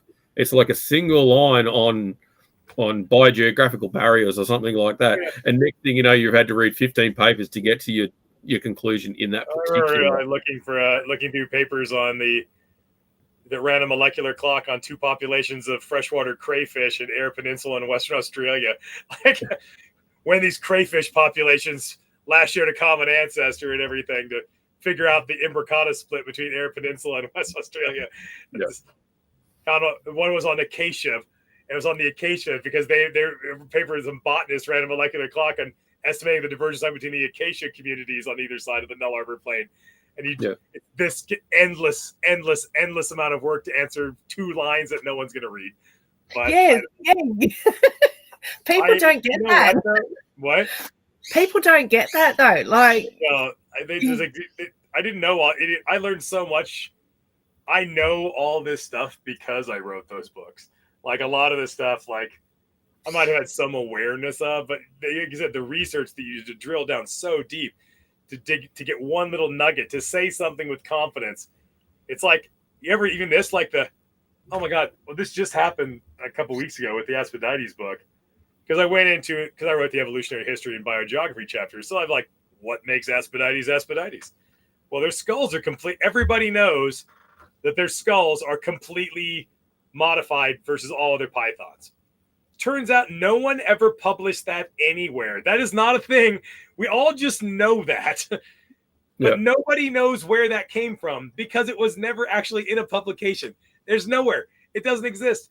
Oh my God. So I had to do a skull morphology analysis. I actually found high resolution CT scans of a black-headed python skull on what's the website and everything. Oh my God. I just looked at it. I've drawn a blank now, but a friend of mine turned me on to this, and sure enough, they had one. And I'm like, okay. And I'm looking at and I found they had a key because there was a Burmese python. They'd scanned in 3D scans of like a Burmese python skull. It's different universities and academics that did this and contributed to this database. The black-headed python skull, it's just all the images, and you can rotate it in 365 degrees and all that, but nothing's labeled. But the guys who did the Burmese python one labeled all the bones. So I was able to use that to figure out what all the bones were. So I actually made an image that shows all these, you can see, well, these are all shifted forward. They're rounded. They're fused. The skull is flattened. It's like these certain areas are much more robustly built and everything because you're a bulldozer now. And you can see all that. It's like, so now that's actually going to exist in this book. I thought for sure there was some missing paper that, nope, turns out no. I got hold of John Scanlon, and he couldn't. He goes, I don't think anybody ever published that. He says the same thing. He's like, everybody just kind of knows it, but he doesn't think anybody actually ever published it. And you think if someone's going to know, John Scanlon or Mark Hutchins. Yes, I'd like, okay, like shot in the dark. Maybe he'll respond. Like the guy is like, I have cited his papers so much on fossil taxa, anything with fossil pythons in Australia, pythonid evolution, any of that stuff. His name's on all those papers. He is the guy for that stuff. And it's like, he wrote me like this really, really lengthy response. It must have been an interesting sort of question. Yeah, well, someone's talking to him about python skulls. It's the sort of thing. Asking me, he's like, you should do it and publish it. He's like, you should do the analysis and publish it. We are trying to we have somebody that has a vet clinic who is a friend of a friend. So we're actually going to should be high-res images of all these skulls, of blackhead skulls, Woma skulls, and probably a carpet or something, because you have something to comparison to kind of show everything. You got to see these differences and how, because it's really, really a different looking skull. I even made one that showed like a 3-panel showed, because there's a blind snake. And so I have it's like a Burmese python skull, which is pretty typical python. Then you've got like the blackhead skull, then a blind snake. And the blackhead looks closer to the blind snake than the Burmese python. Burmese python looks like if you tried to dig a hole, skull would just fall apart. It's so lightly built in a lot of areas and stuff. And the blackhead skull, it's not quite like a blind snake where it just almost looks like almost one big fused bone now. But it's you can see it's clearly going in that direction. It's clearly moving in those similar sorts of, with the overall flattening in the back half of the skull, and it's not as reinforcing and buttressing of certain areas and stuff. He's people assume that black-headed pythons and Woma pythons were basal in the fact that they don't have labial pits, It's like, oh, they must be basal on clade. And, well, no, not really. They actually have a rostral pit that's quite well developed. It just happens to be covered with a fucking scale, so it doesn't fill up. Genetically, they are no more basal than any of the rest. They all. No. It seems like you had one ancestral python that makes it into the region, and then it just explodes and radiates into everything all at once. From one becomes everything in a adaptive radiation happens very quickly. So the Aspidites are no more different than a carpet is from an Antaresia is from a Siamese. It's all in that initial burst of diversification. I did appreciate when you gave me your thoughts on that, the little behavioral thing. I never would have noticed that about them. And so that's definitely in there. That the picture will go in there that you're talking about. Hold their head up like this. Yeah, so it's like heat pit's useful. But you go back and you look at your blackheads and you look at your womas, and you'll see them do that. I've seen them do it for years and years and years, but never. And I've known they had a rostral heat pit for years, but for some reason, my brain never linked that. Yeah, that's A and B never got to see. It's angled like at 15 degrees of the ground. So if you want to actually see what's in front of you, you got to crank your head up like this. Yeah. Otherwise, you just look at the ground. But it has to be that way, because if it wasn't, it'd be getting jammed with sand and stuff. So protect the structure, angle it under, and then just hold your head up like that. I never made the behavioral connection to the anatomy. So that observation is 100% in that chapter now. Yeah, well. It comes in handy every now and then.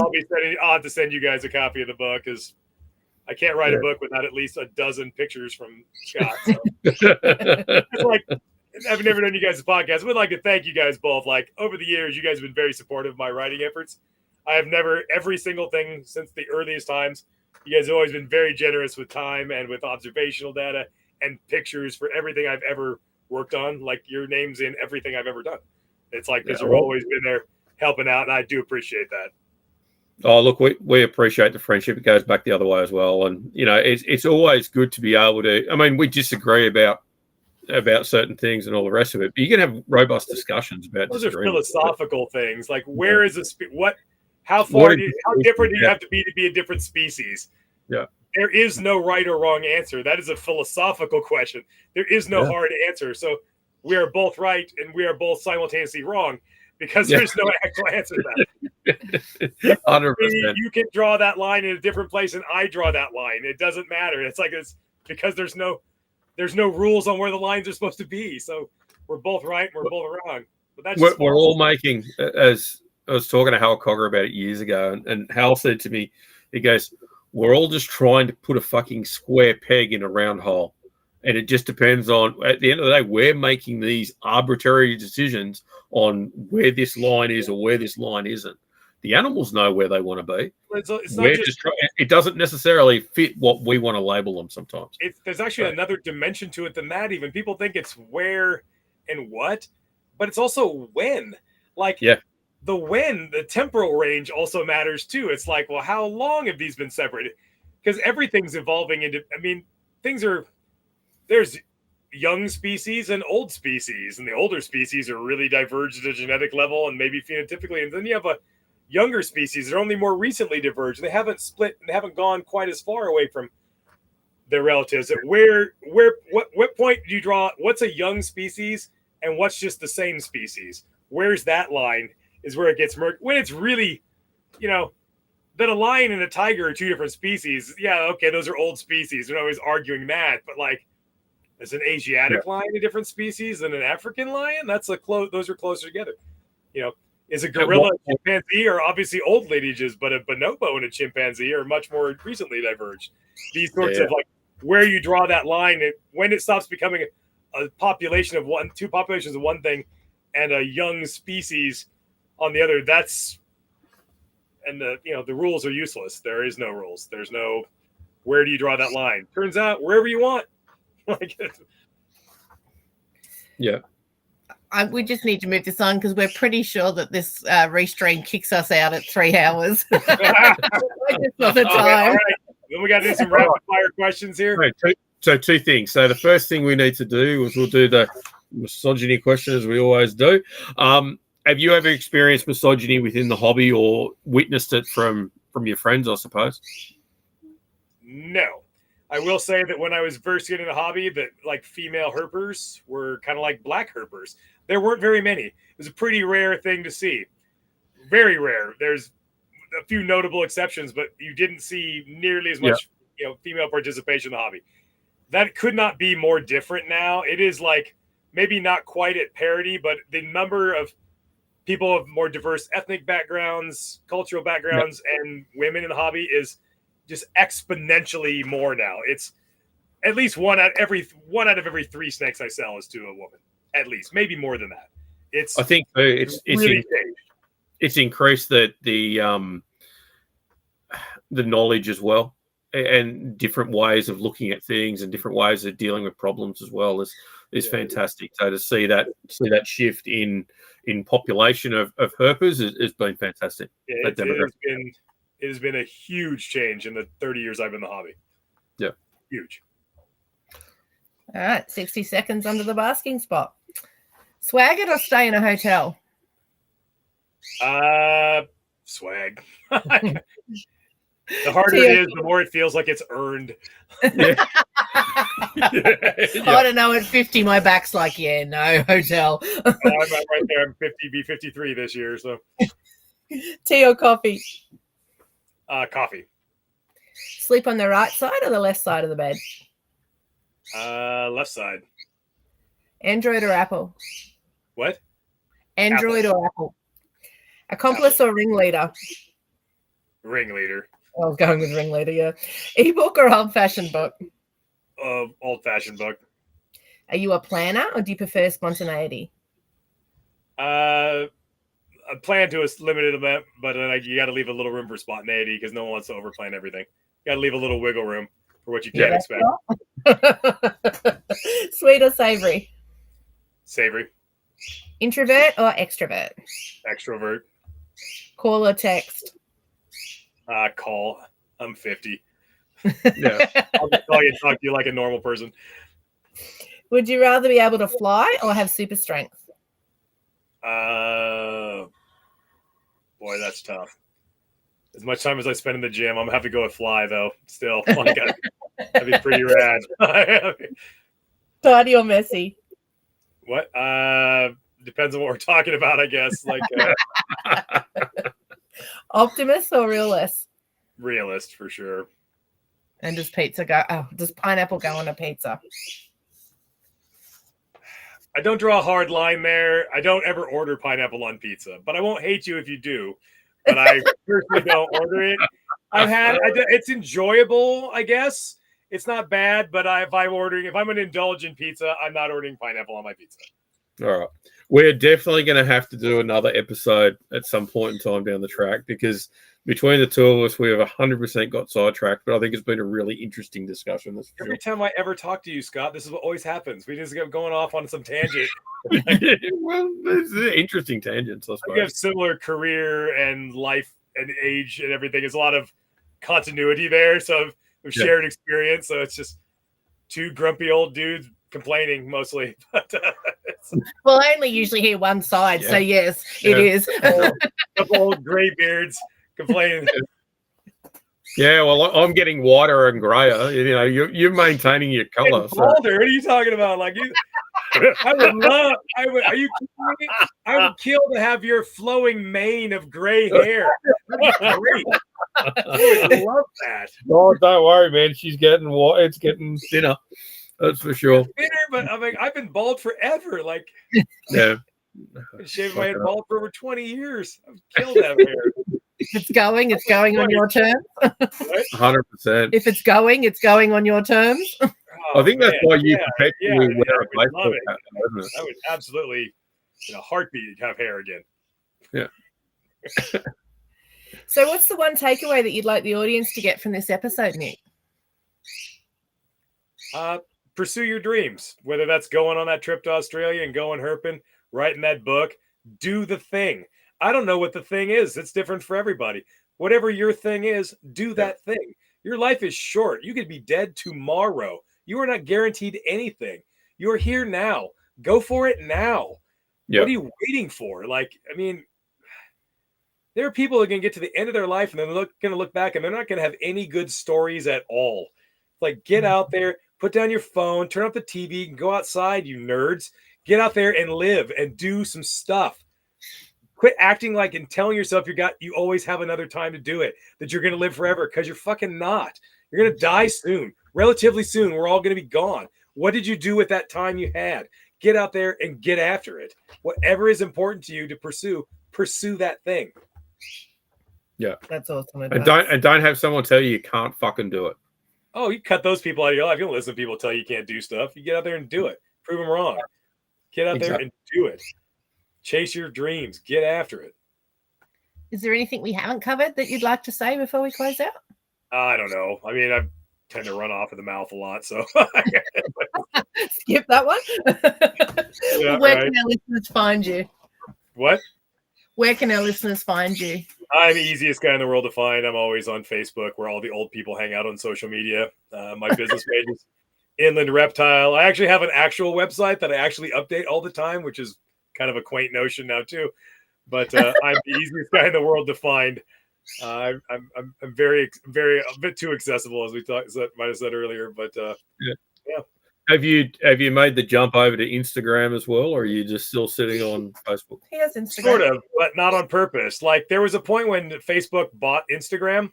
Yeah. And I had insomnia one night. It's like 3 a.m, and it just kept popping up. Do you want to start an Instagram page? Do you want to start an Instagram page? Do you want to start an Instagram page? So at 3 o'clock in the morning, in a bout of insomnia, I set up an Instagram page, then forgot about it for like 2 years. Then I logged in out on a whim, and then I had a bunch of messages from people who thought I was a jerk because I never responded from years earlier. So now I occasionally post on Instagram. Now, but I have to make myself do it. Yeah. I do like the fact that there's a lot more photos and less ads on Instagram than there is on Facebook. But Facebook's just easier because I'm old. I don't think there's less ads on Instagram. Yeah, well, I thought there was. Anyway. It's all ads now. I post there sometimes if I remember to, but it's kind of, I don't know. I think social media has been bad for all of us as a species. I think we are more connected than we've ever been, and nobody's saying anything of consequence or value. It's all trivial bullshit. It damages relationships. It's like having a virtual friend on the internet is not the same as going over to your buddy's house for a barbecue, is it? No, it's not. Like, we're not supposed to be like that. We're not supposed to be isolated by technology. We're supposed to be amongst our friends and our family and doing things and having real experiences in the real world. And this kind of isolates us. We just live in this little fake virtual world that we create for ourselves. It isn't real. It's like it can be good for something like this, but I think people need to learn a cutoff line for it. Definitely. Yeah, it's I use it all the time, but I hate it too. It's like it's like Walmart over here. It's like I feel like I feel like a little part of me dies every time I go in there, but I'm addicted to cheap crap. So I keep doing it. It's like the morph thing. It's like I kind of want to hate morphs, but I also like breeding morphs. I'm very conflicted about some of these things. The issues aren't totally black and white, but I think we'd do better as a society and people would be more happy if they had more experiences in the real world with their real friends and go out and do some things than just sitting there talking about things that you're not doing on the internet. Go out and do something. Go flip some rocks. Go cruise some roads. Look for some snakes with your buddies. For real. Do that. Make some memories. Yeah. Make some memories. Exactly. Make some memories. What are we doing here? I mean, that's it. Have some adventures, man. Like, life's too short not to have adventures. And it's not even that hard to have adventures, really. You can get out and go do some stuff. 100%. Yeah. Right. Thanks for listening to the Cold-Blooded Contributions Podcast. The Cold-Blooded Contributions Podcast is proudly sponsored by Midwest Tongs. For over 40 years, the Midwest Tongs team has provided the highest quality snake handling tools made in the USA, made by professionals for professionals. Visit Midwest Tongs at www.tongs.com. Massive thank you to our guest, Nick. We really appreciate you taking time out of your busy schedule to talk to us. All notes discuss all webs. Oh, fuck.